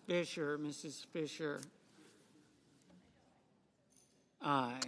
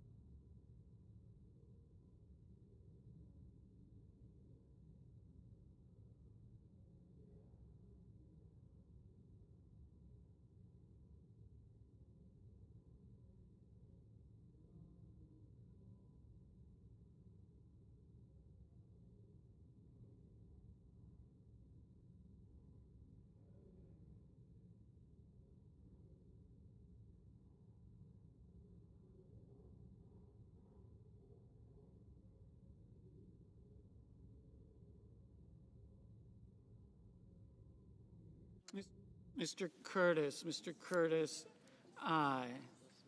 Mrs. Blackburn, aye.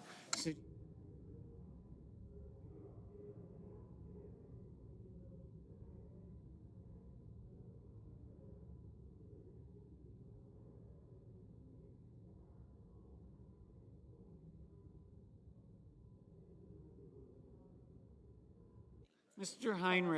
Heinrich, no.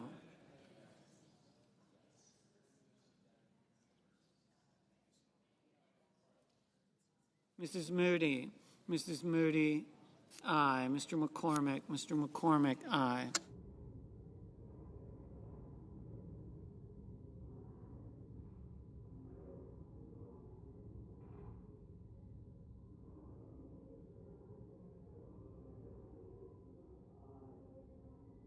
Mr. Wicker, aye.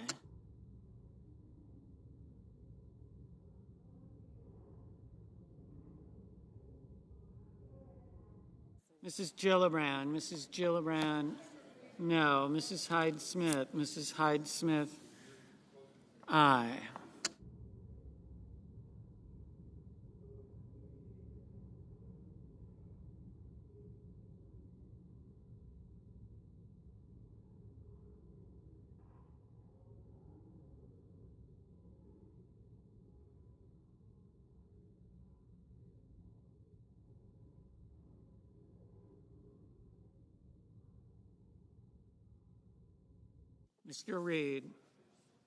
Mr. Reed, no.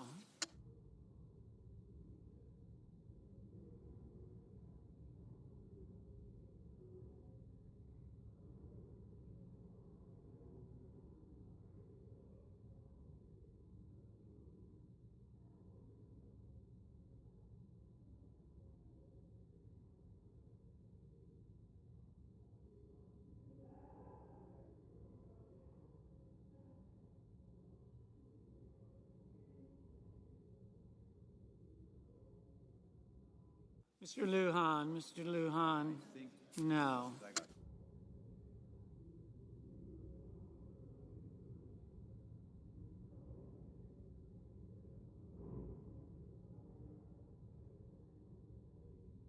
Mr. Kramer, aye.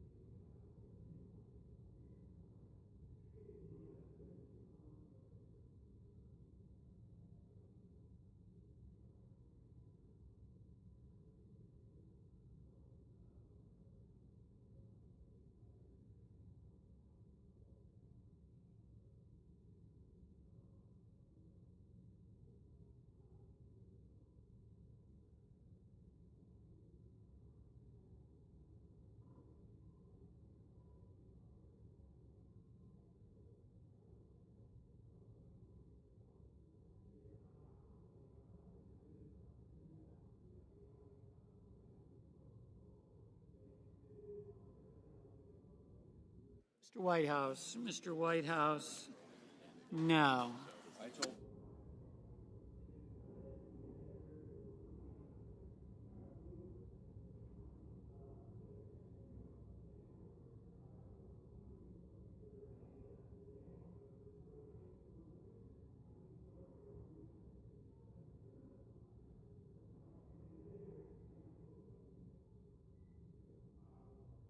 Mr. Langford, aye.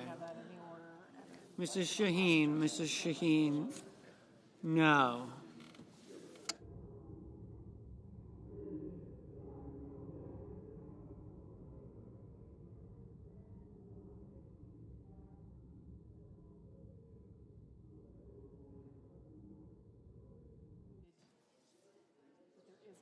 Ms. Slotkin, no.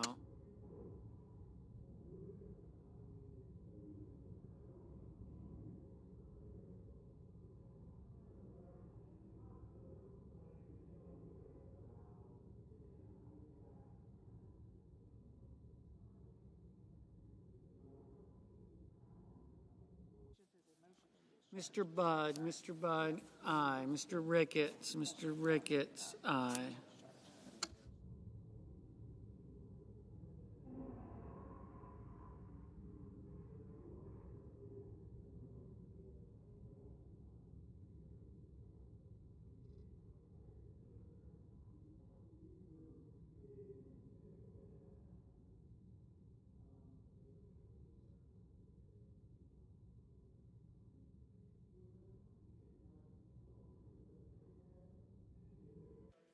Mr. Warnock, no.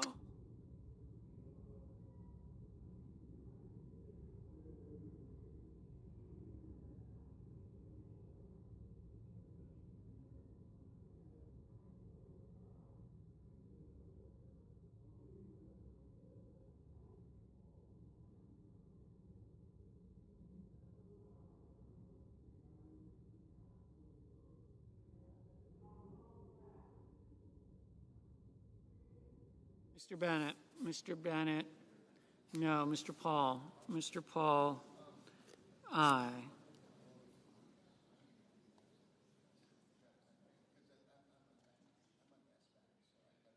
Mr. Kennedy, aye.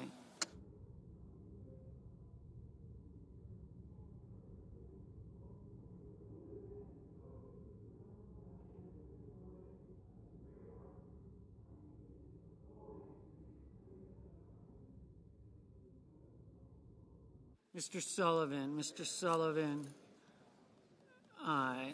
Sounds a lot of. Mr. Schatz, no.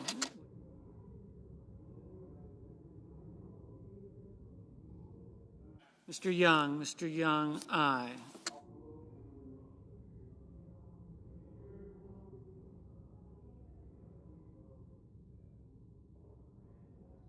Mr. Moran, aye.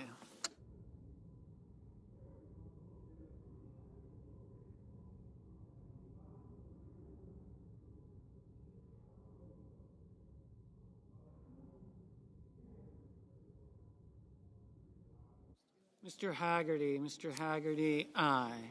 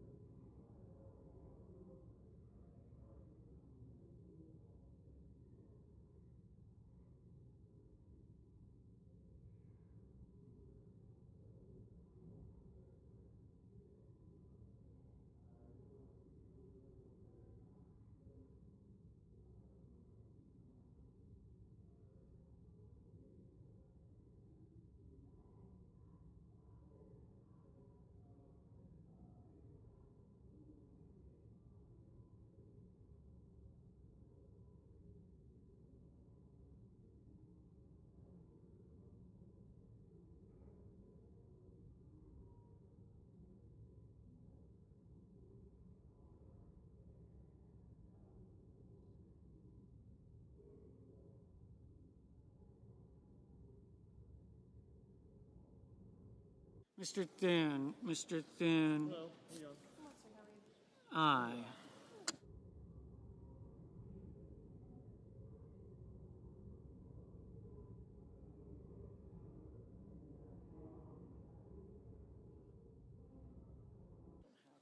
Mr. Tuberville, aye.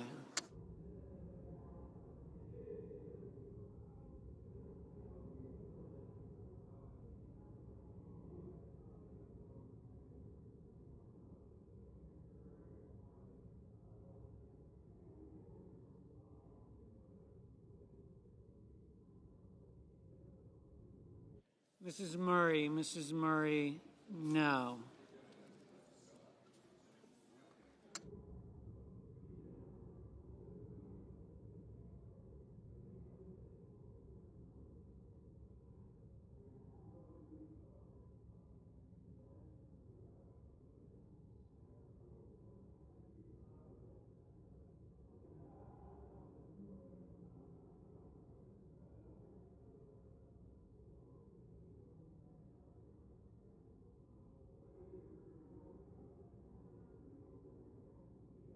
Mr.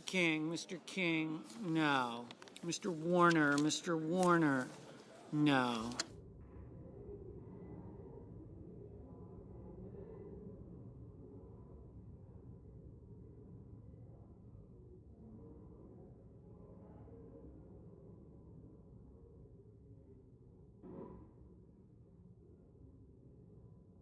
Mr. Sanders, no.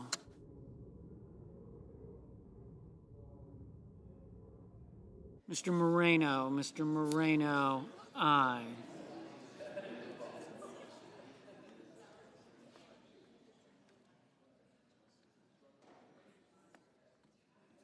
You see not agree to or not invoked.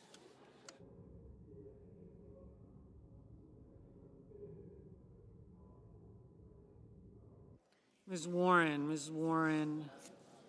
no. Mr. Blumenthal, no. Mr. Van Hollen, no.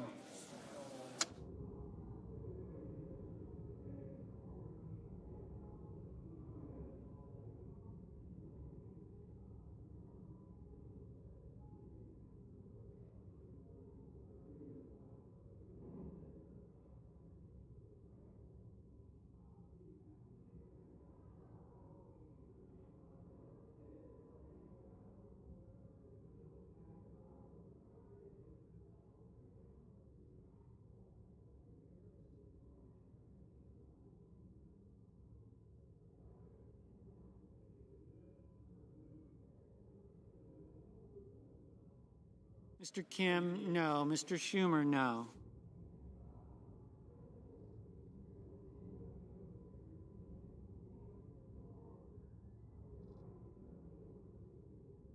Mr. Tillis, aye. Mr. Lee, aye.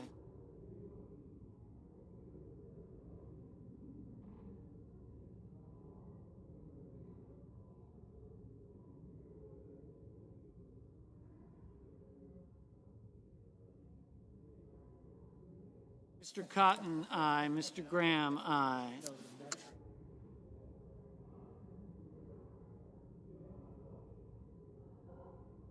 Mr. Scott of South Carolina, aye.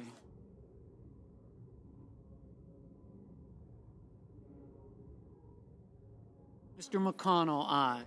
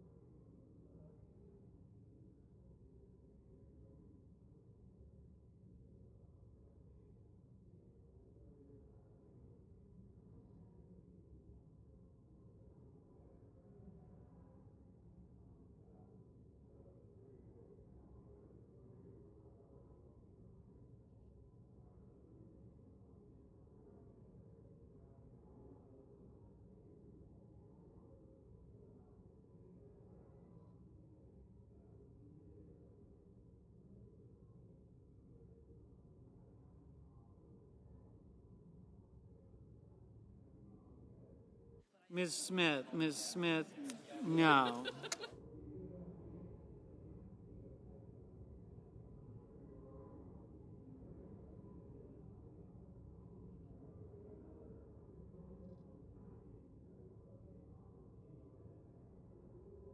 Mr. Hawley, aye.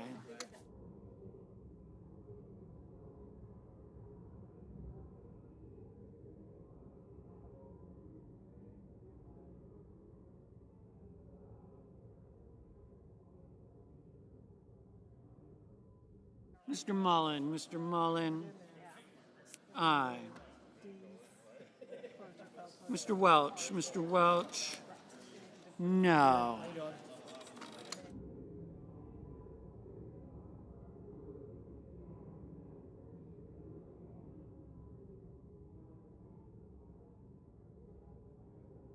Mr. Cassidy, aye.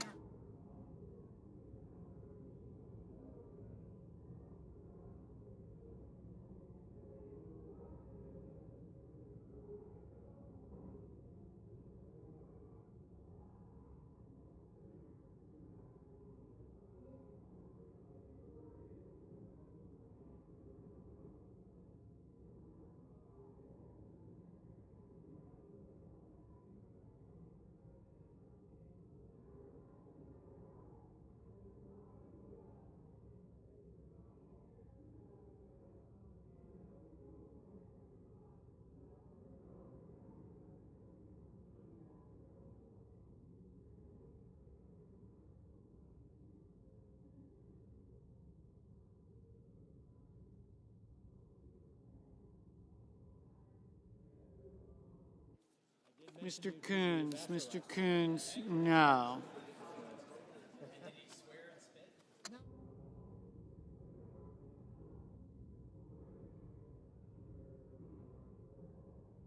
Ms. Klobuchar, no.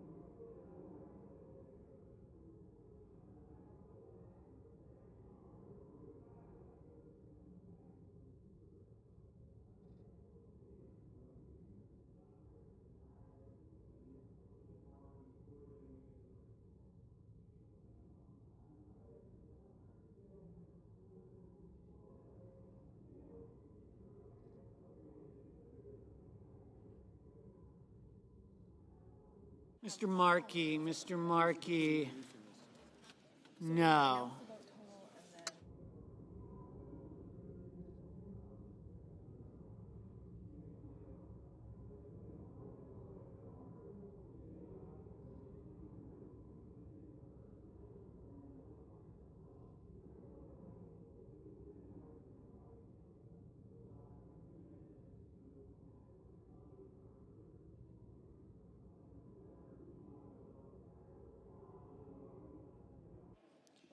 On this vote, the yeas are 52, the nays are 47, and the joint resolution is passed. The Democratic leader. I move to proceed to the motion to reconsider the cloture vote on the motion to proceed to S2882. The question on the motion. All those in favor say aye. Aye. All opposed say no. The ayes appear to have it. The ayes do have it. The motion is agreed to. I move to reconsider the cloture vote on the motion to proceed to S2882. Questions on the motion? All those in favor say aye. Aye. All opposed say no. The ayes appear to have it. The ayes do have it. The motion is agreed to. I yield the floor. The clerk will report the motion to invoke cloture.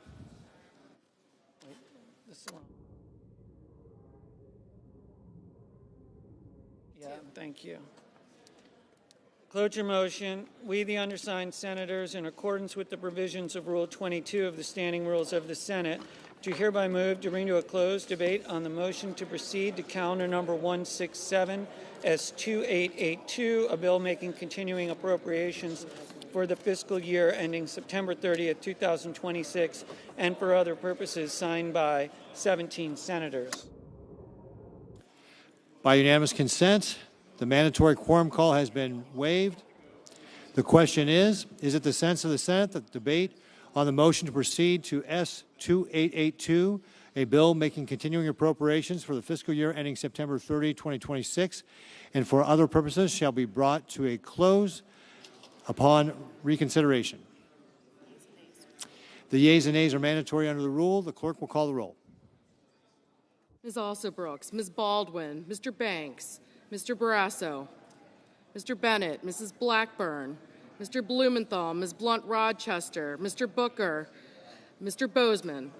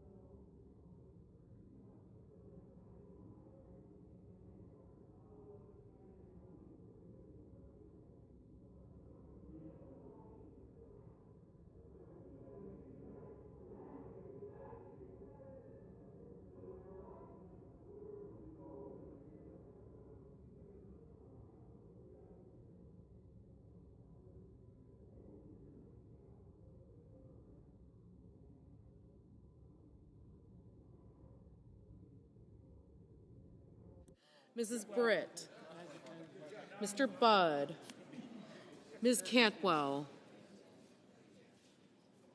Mrs. Capito, Mr. Cassidy, Ms. Collins, Mr. Coons, Mr. Cornyn, Ms. Cortez Masto, Mr. Cotton,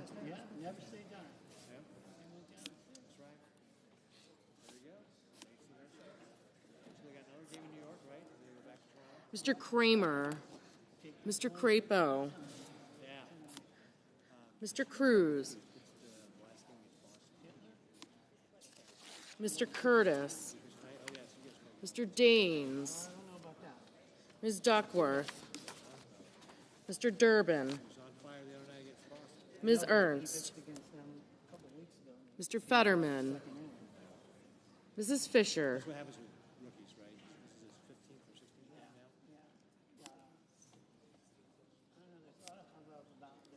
Mr. Gallego, Mrs. Gillibrand,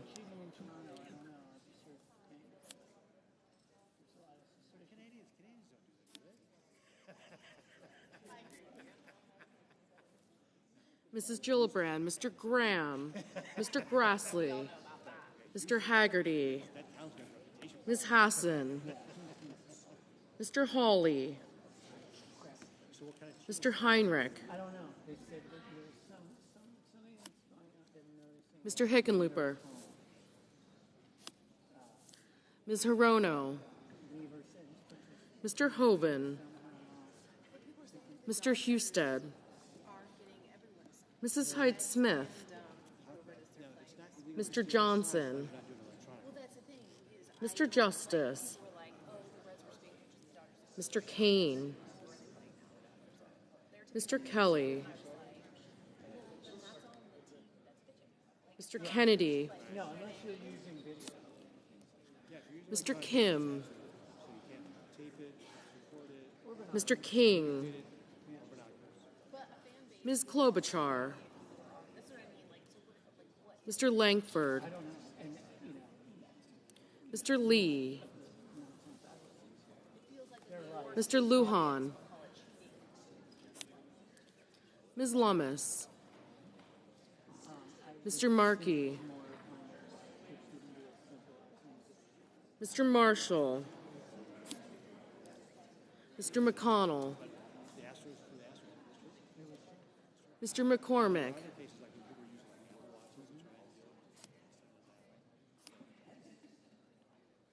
Mr. Merkley, Mrs. Moody, Mr. Moran,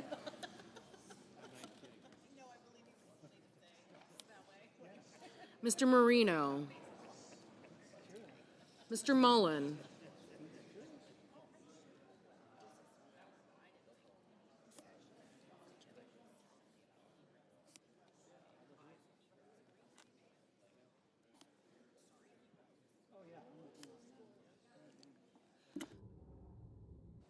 Ms. Murkowski, Mr. Murphy,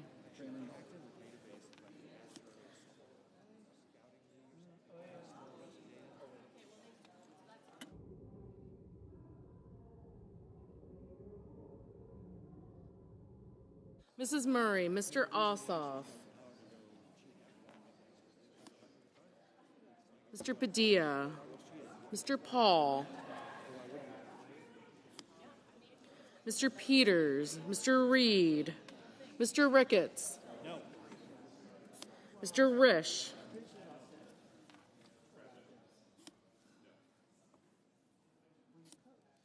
Ms. Rosen, Mr. Rounds, Mr. Sanders, Mr. Schatz, Mr. Schiff, Mr. Schmidt, Mr. Schumer,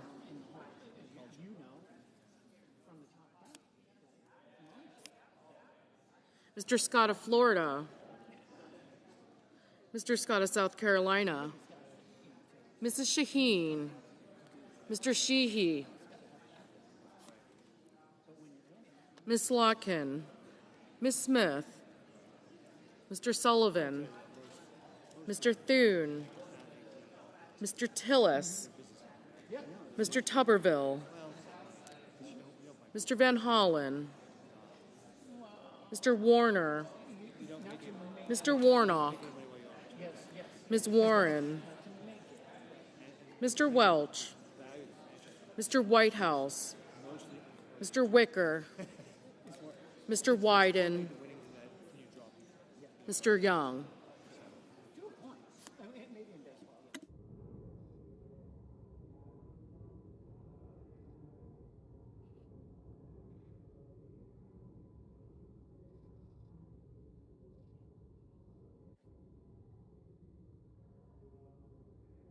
Senators voting in the affirmative: Bennett, Blunt Rochester, Coons, Fetterman, Gallego, Gillibrand, Hassan, Heinrich, Hirono, Kane, Kelly, Kim, Klobuchar, Markey, Murray, Padilla, Peters, Rosen, Sanders, Schatz, Slotkin, Van Hollen, Warner, Warren, Welch, and Wyden. Mr. Reed, aye.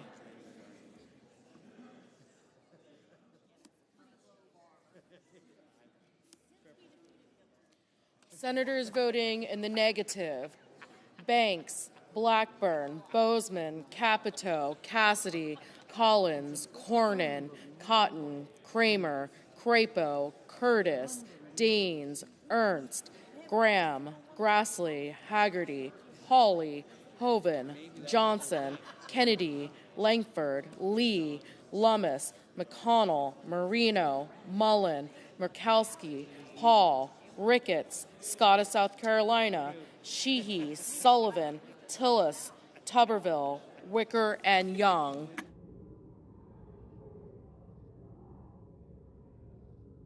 Mr. Blumenthal, aye. Mr. Durbin, aye. Mr. Markey, aye. Ms. Cortez Masto, aye.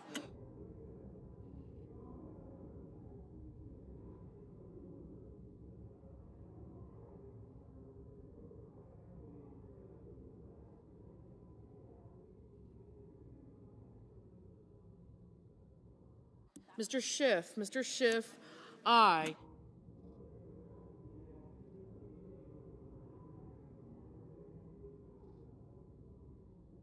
Mr. Barrasso, no.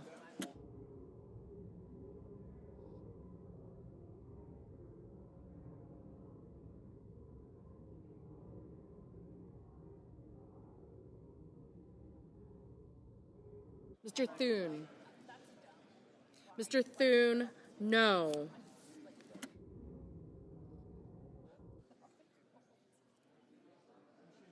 Mr. Murphy, aye.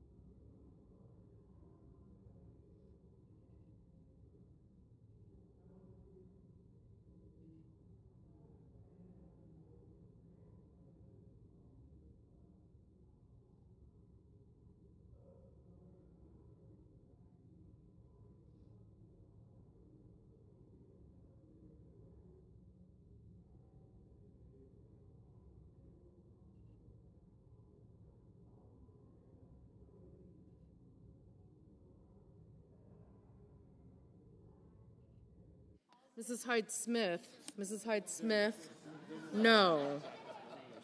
Mr. Warnock, aye.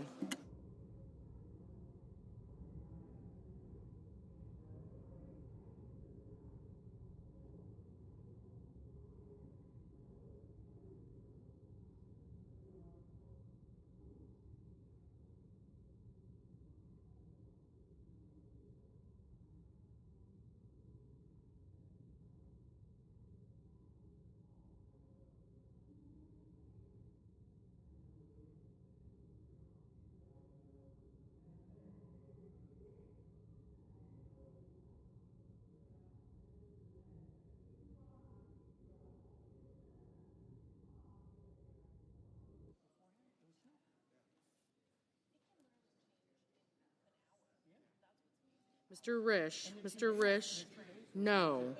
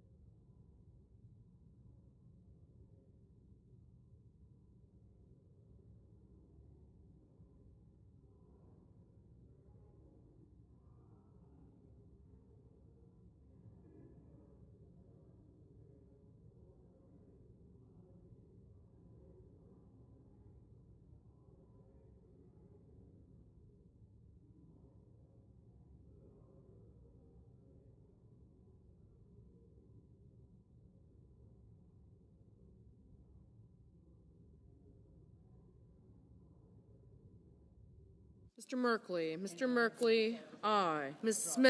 Smith, aye.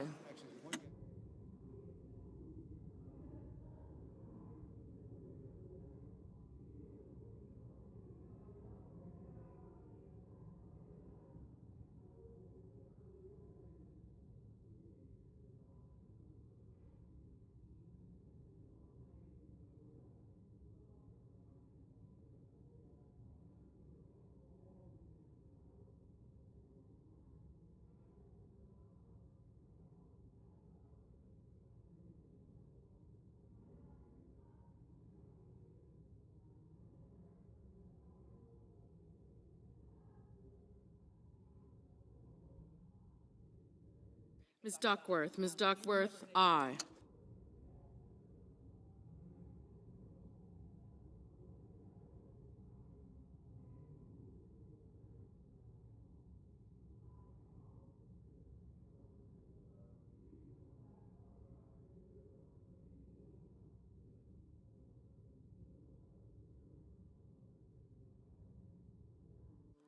Mr. Scott of Florida, no.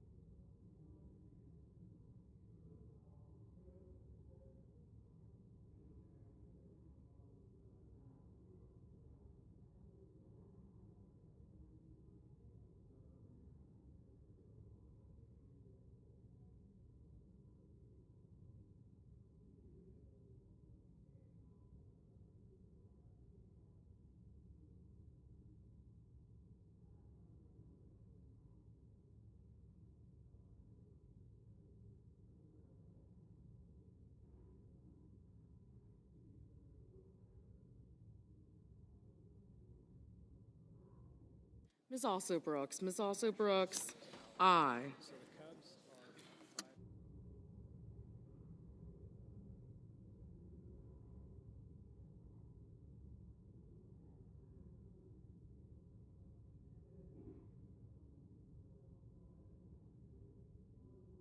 Mr. Ossoff, aye.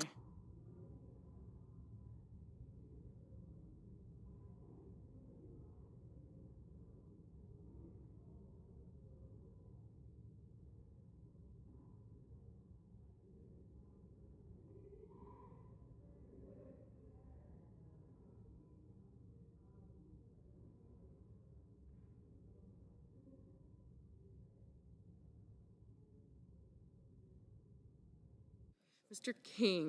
King, aye.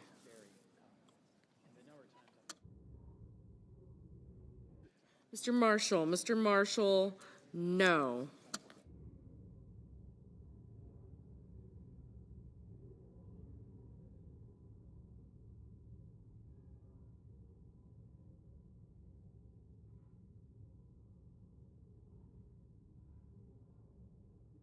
Mr. Lujan, aye.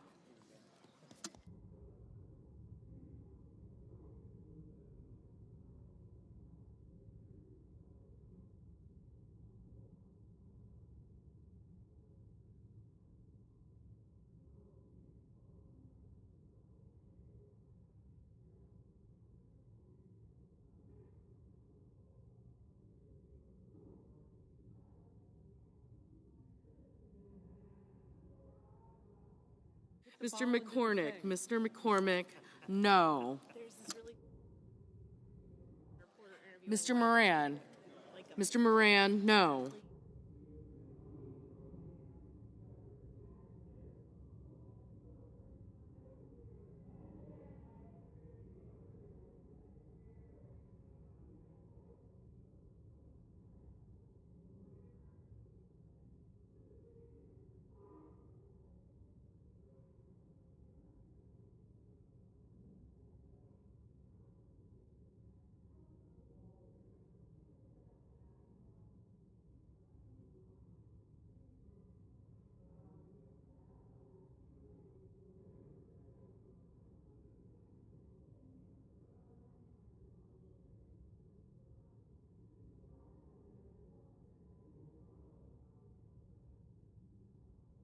Mrs. Fisher, Mrs. Fisher, no.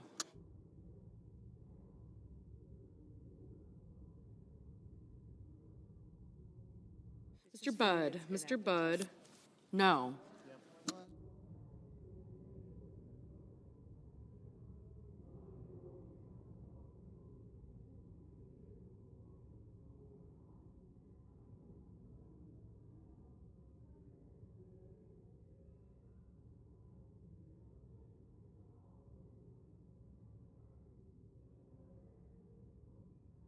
Mrs. Shaheen, aye. We did grow up going to Redskins games, but Mr. Schmidt, no.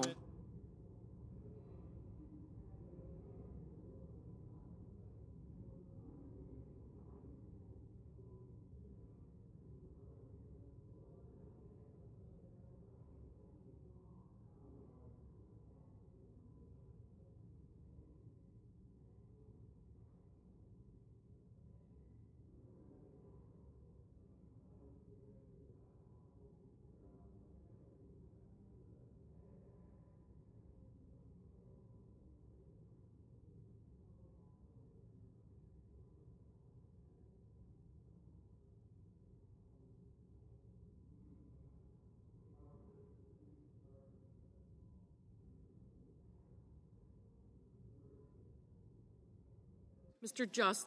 Justice, no.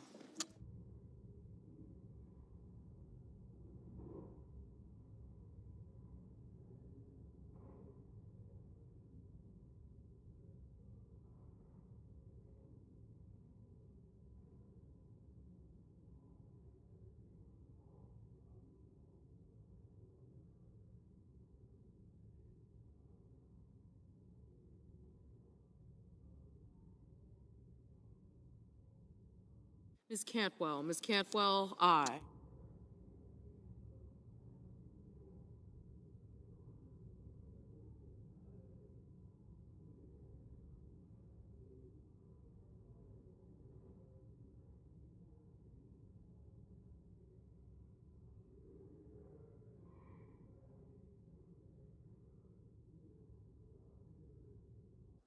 Mr. Husted, no.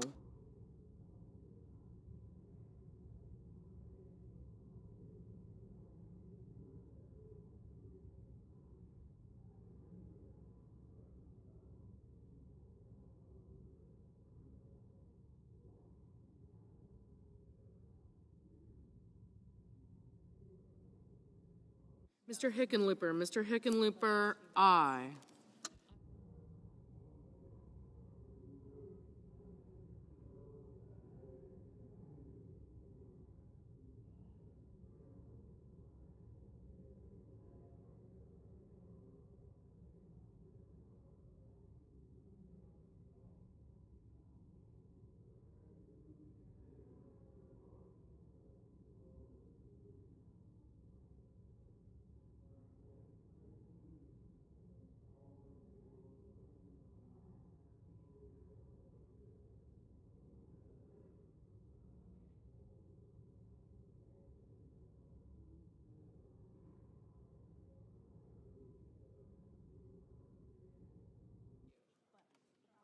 Ms. Baldwin, aye.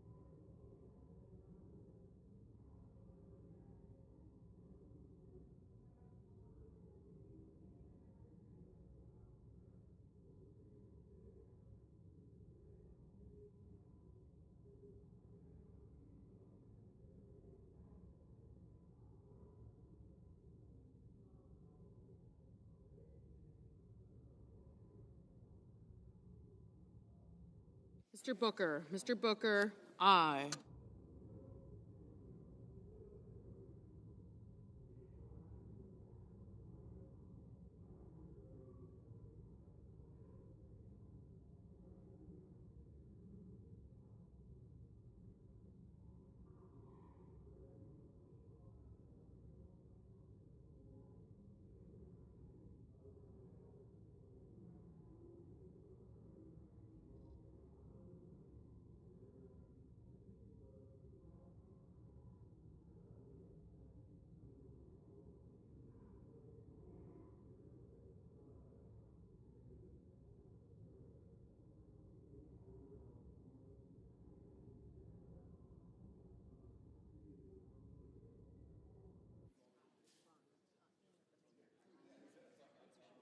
Mrs. Britt. Mrs. Britt, no.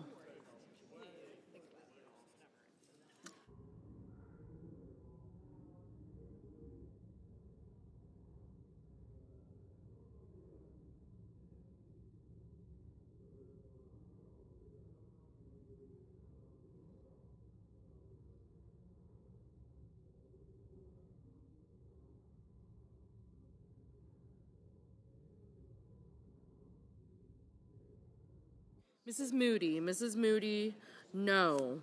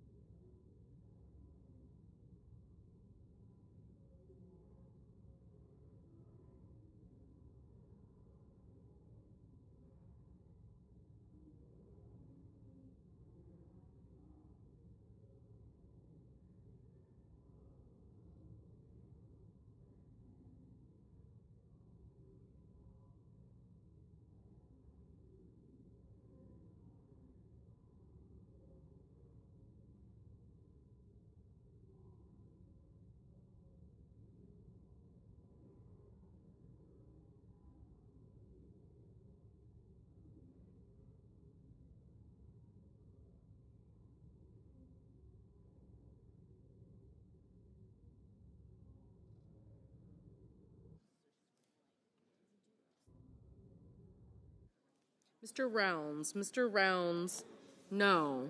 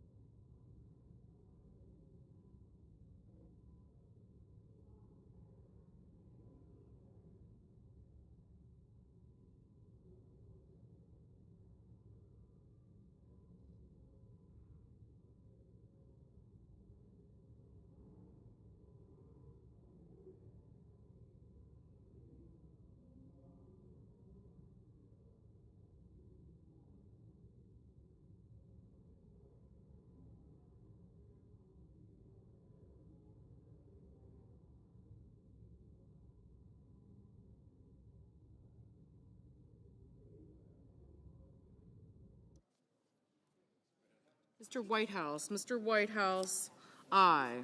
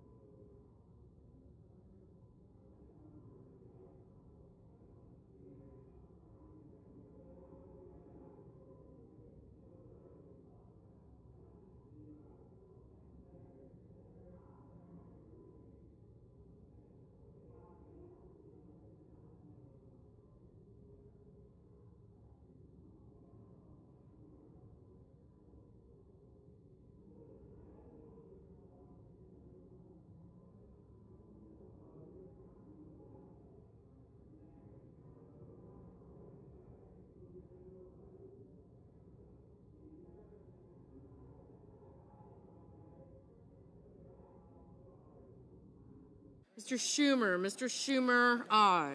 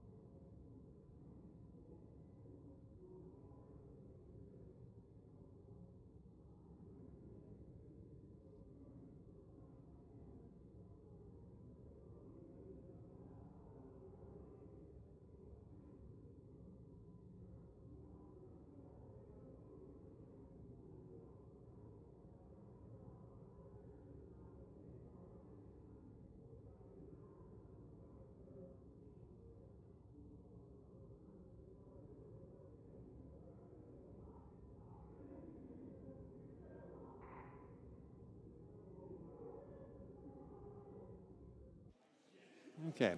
On this vote, the yeas are 47, the nays are 52. 3/5 of the Senate duly chosen and sworn not having voted in the affirmative. The motion upon reconsideration is not agreed to. Mr. President, Senator from Kansas. I move to proceed to the motion to reconsider the cloture vote on the motion to proceed to H.R. 5371. Questions on the motion? All those in favor say aye. Aye. All those opposed say no. The ayes appear to have it. The ayes do have it. The motion is agreed to.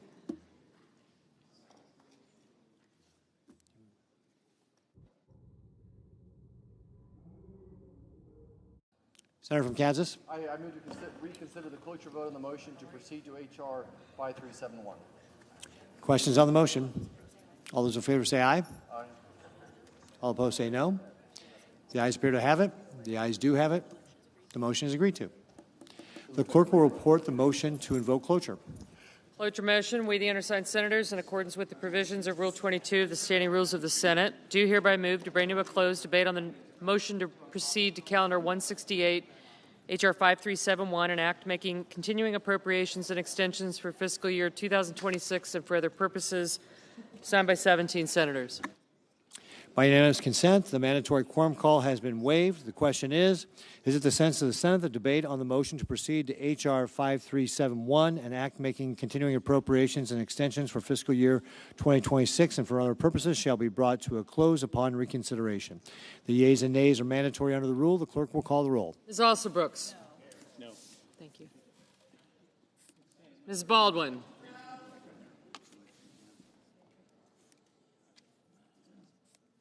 Mr. Banks. Mr. Barrasso.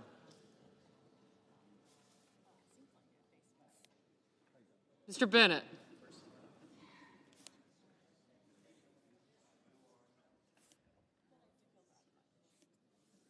Mrs. Blackburn.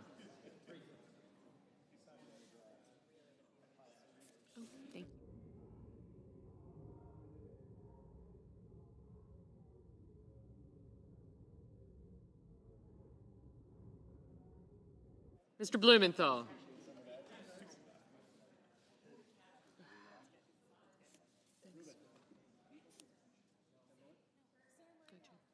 There you go.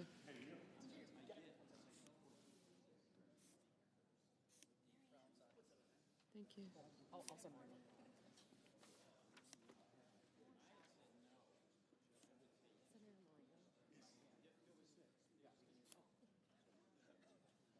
I got you. I got you. Ms. Rochester.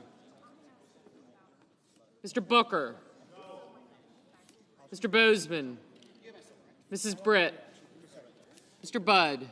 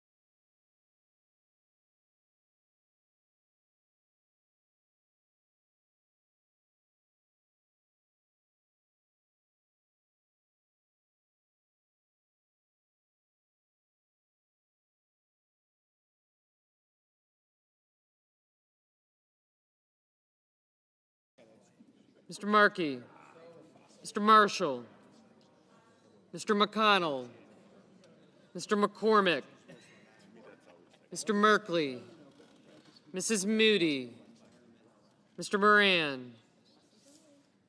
Thank you.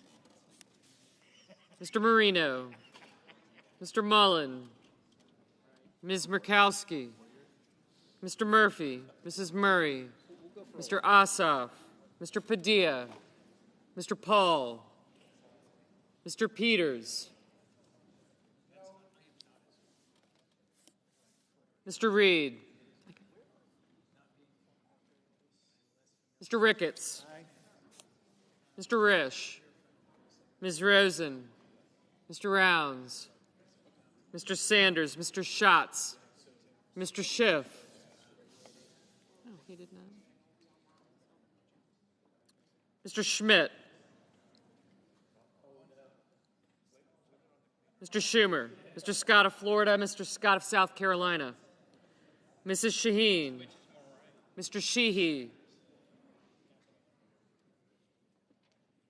Ms. Slotkin, Ms. Smith, Mr. Sullivan, Mr. Thune, Mr. Tillis, Mr. Tuberville, Mr. Van Hollen, Mr. Warner, Mr. Warnock, Ms. Warren, Mr. Welch, Mr. Whitehouse,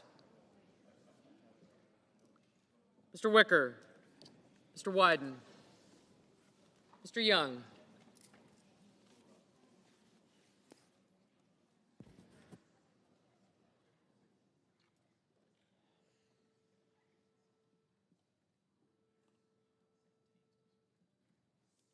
Senators voting in the affirmative: Britt, Budd, Cornyn, Cortez Masto, Daines, Fetterman, Husted, Hyde-Smith, Justice, Marshall, McCormick, Moody, Marino, Ricketts, and Rounds.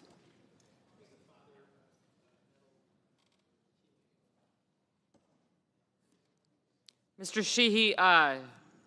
Senators voting in the negative: Alsobrooks, Baldwin, Blunt Rochester, Booker, Coons, Duckworth, Durbin, Gallego, Hassan, Hickenlooper, Hirono, Kelly, Kim, Klobuchar, Lujan, Murphy, Murray, Ossoff, Padilla, Rosen, Sanders, Schatz, Schumer, Shaheen, Smith, Van Hollen, and Welch. Mr. King, aye. Mr. Scott of Florida, aye.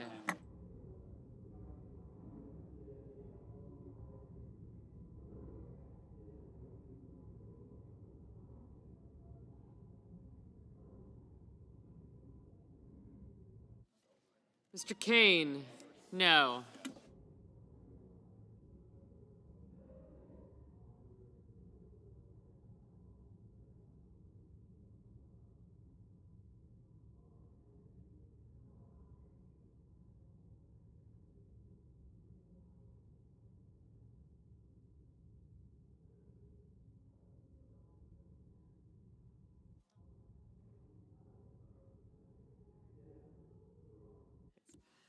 Mr. Reed, no. Mrs. Fisher, aye.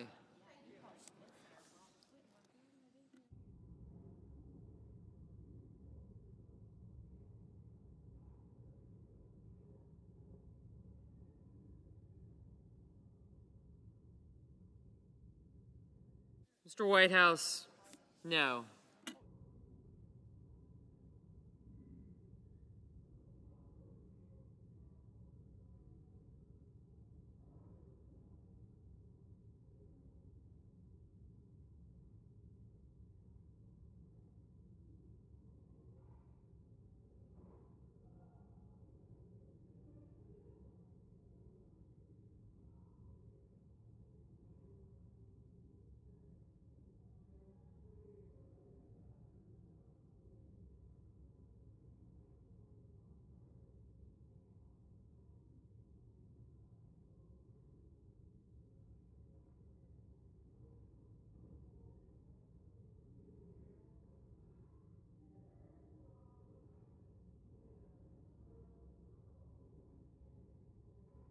Mr. Peters, no.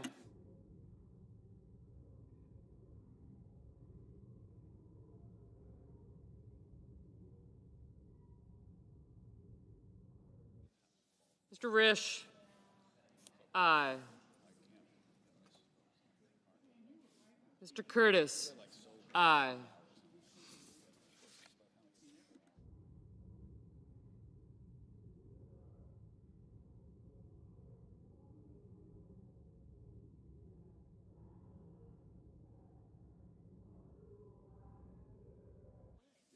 Mr. Johnson, aye. Mr. Kennedy, aye. Mr. Tillis, aye.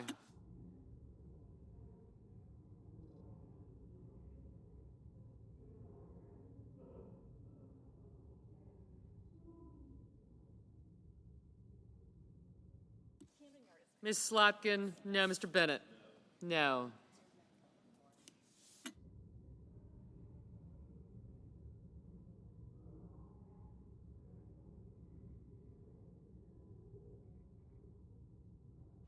Mr. Schiff, no.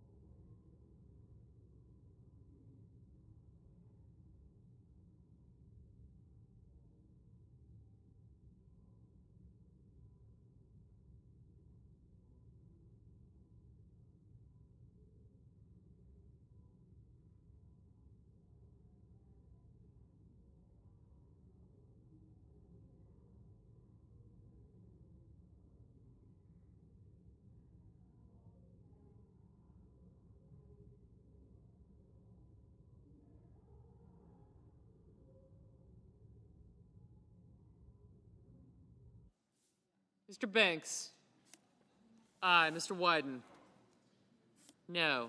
Mr. Paul, no.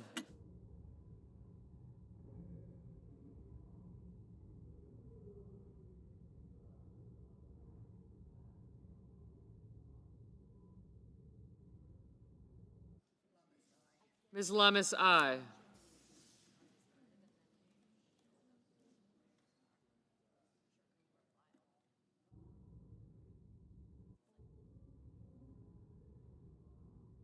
Mr. McConnell, aye.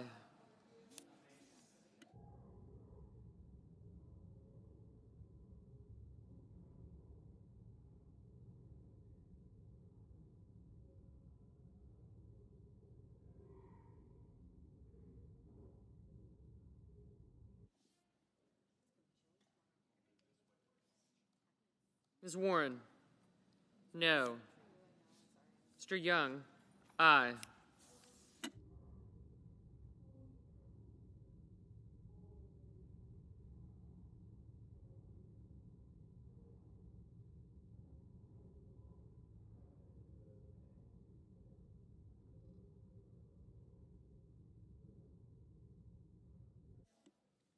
Mrs. Gillibrand, no.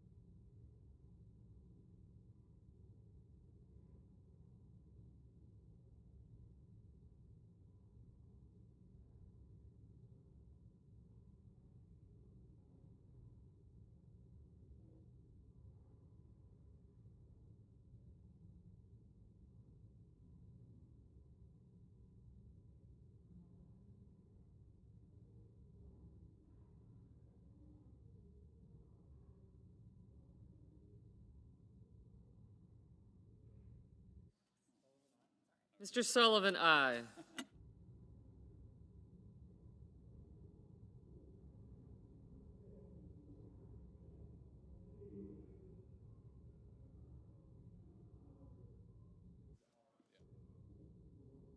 Mr. Barrasso, aye. Mr. Cassidy, aye. Mrs. Capito, aye.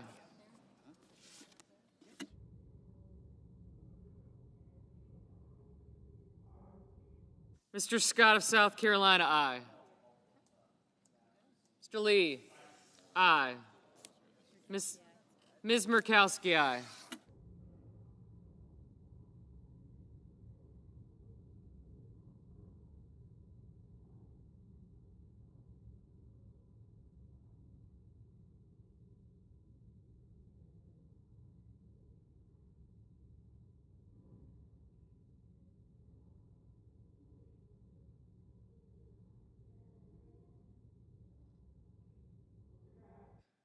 Mr. Grassley, aye.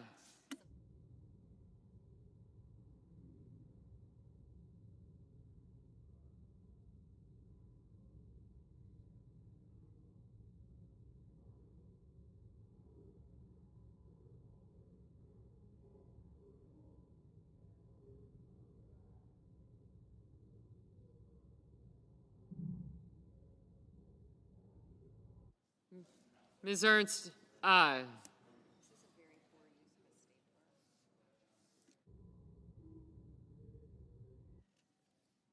Mr. Graham, aye.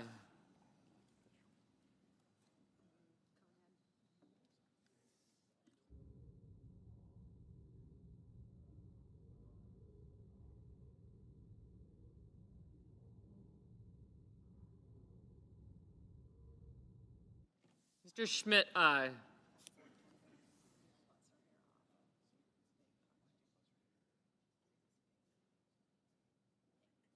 Ms. Collins, aye.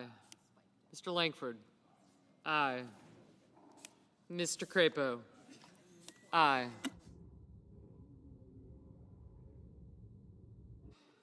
Mr. Merkley. Mr. Merkley, no.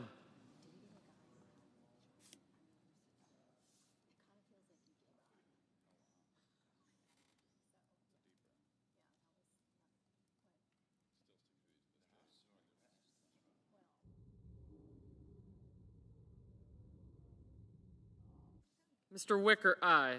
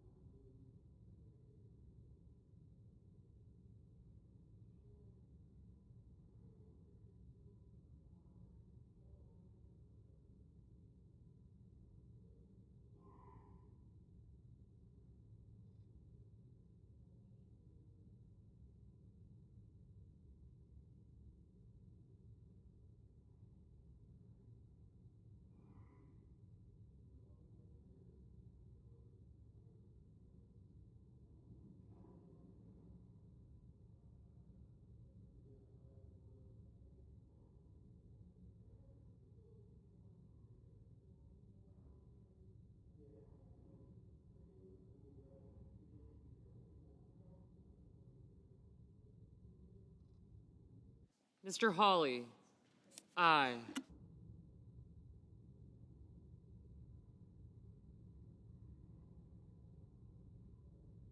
Ms. Cantwell, no.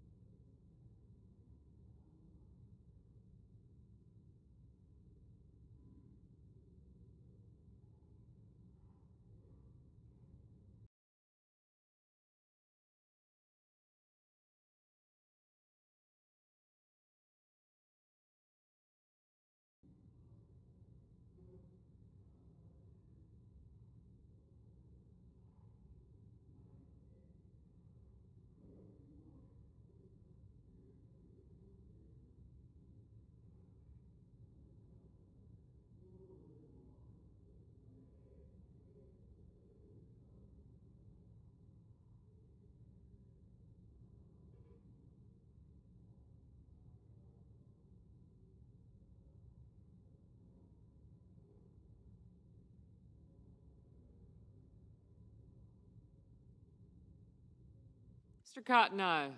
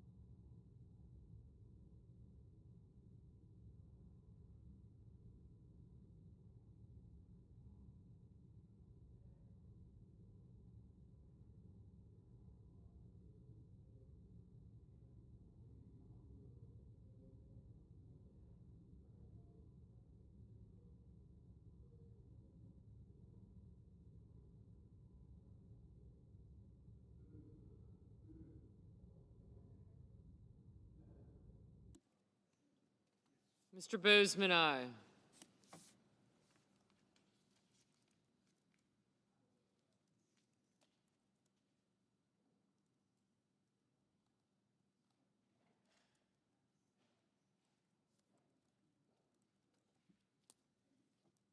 Mrs. Blackburn.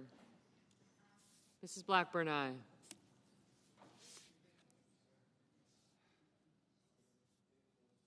Mr. Kramer, aye.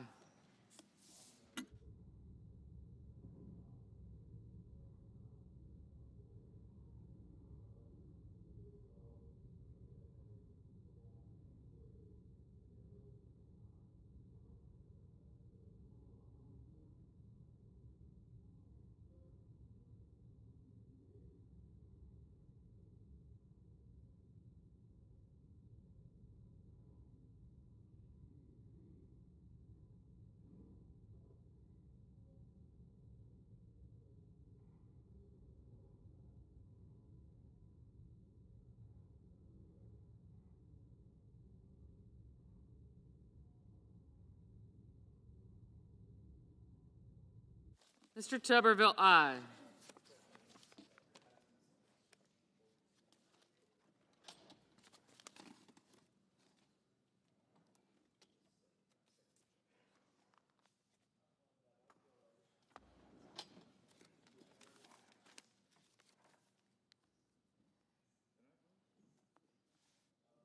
Yes, you did. Mr. Blumenthal? No.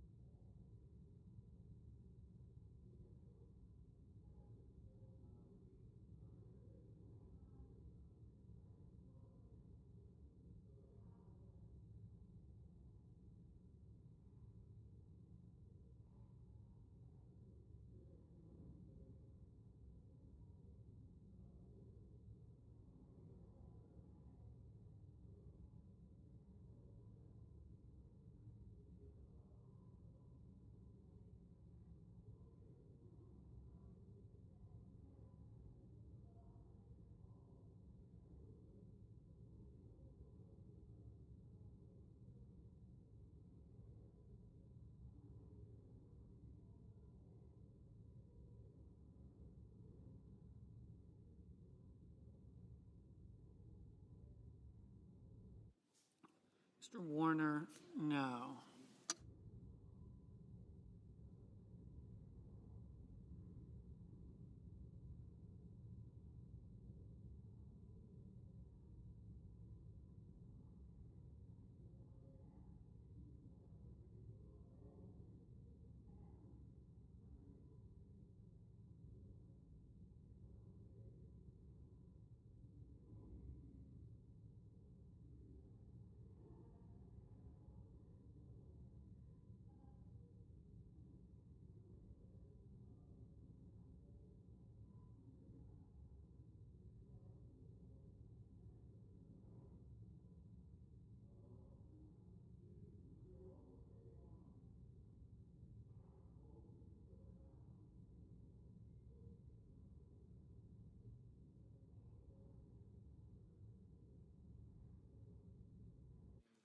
Mr. Mullen. Mr. Mullen. Aye.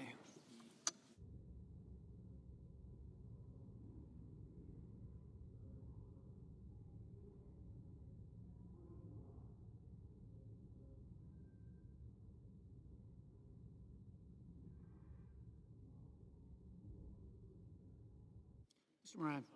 Mr. Moran. Aye.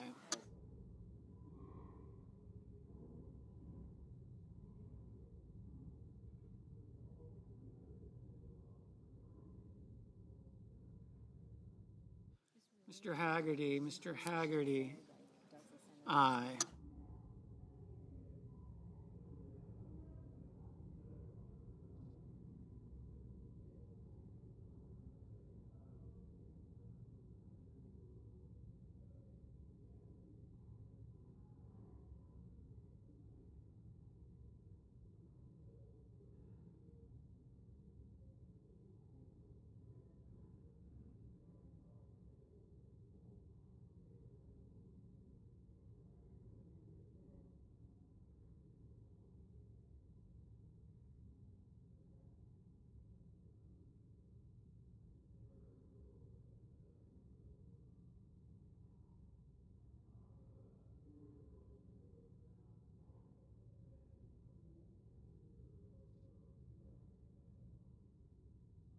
Mr. Hoven. Mr. Hoven.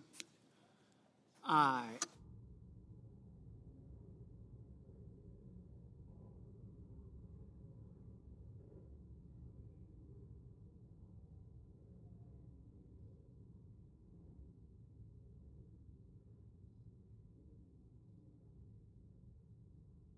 Mr. Thune. Mr. Thune. Aye. Mr. Markey. Mr. Markey. No.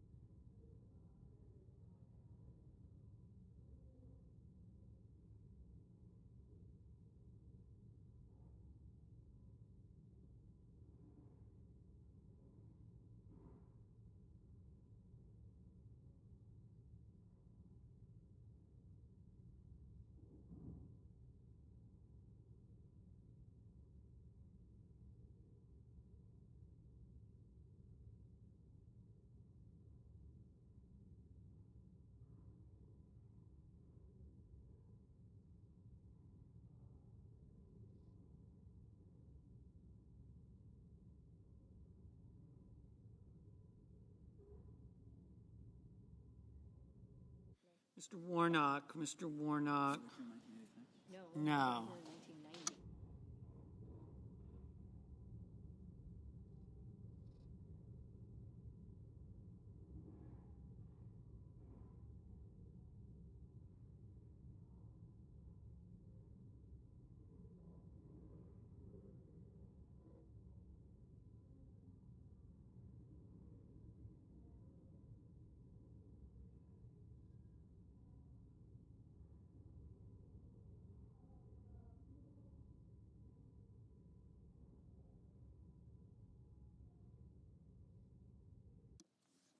Mr. Heinrich. Mr. Heinrich. No.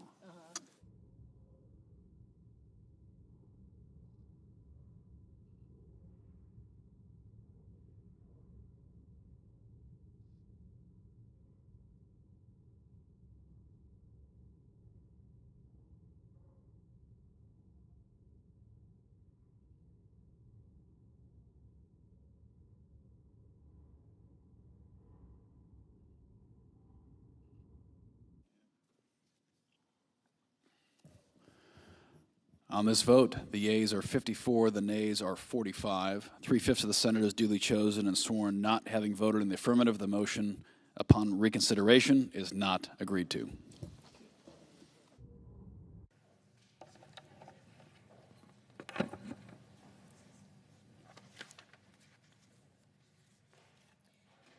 Mr. President, Senator from Tennessee. what is the pending business before the Senate? Their clerk will report the pending business. Calendar number 115 S2296, a bill to authorize appropriations for fiscal year 2026 for military activities of the Department of Defense and so forth and for other purposes. Thank you, Mr. President. Mr. President, we know that under Joe Biden and Chris Wray's leadership, the FBI, it turns out, was truly rotten to the core. In many ways, they oversaw the worst political corruption of the justice system in our nation's history. And now we have proof. They raided Mar-a-Lago. They indicted President Trump on baseless charges and weaponized America's top law enforcement agency against conservatives, against parents, and against people of faith.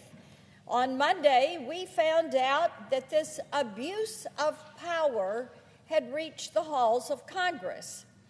Thanks to internal FBI documents provided by Director Patel and Deputy Director Bongino to Chairman Grassley, we now know that the Biden FBI tracked the private communications of 8 U.S. senators, including me.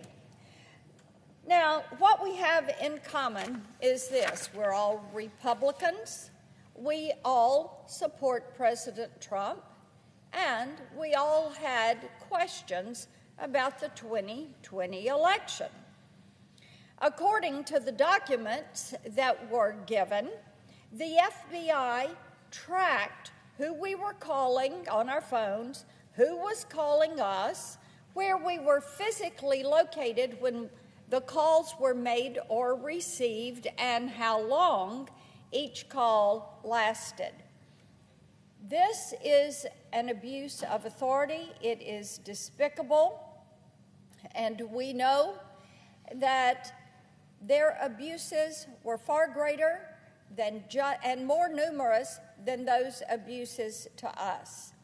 Now, earlier this year, Chairman Grassley released whistleblower disclosures showing that the Biden FBI obtained the government-issued cell phones of both President Trump and former Vice President Pence. Last month, we learned that the agency launched a political investigation into nearly 100 Republican and conservative groups, including the Republican National Committee, the Republican Attorneys General Association, and Charlie Kirk's Turning Point USA. We're only learning about this weaponization of government against conservatives because the Trump administration is committed to total transparency for the American people. The work that President Trump, his administration, Attorney General Pam Bondi, Director Patel, and Deputy Director Bongino are doing is so appreciated, not only by us, but by the American people. It is time for the weaponization of government to stop. It is time to make certain that these individuals who did this, that were part of the CR-15 unit that worked with Jack Smith, that were working on Arctic frost, it is time for them to be fired from their positions. And I appreciate that this work is taking place each and every day. Mr. President, I ask unanimous consent that the next portion of my remarks be placed separately in the record. Without objection. Thank you, Mr. President. Yesterday, my colleague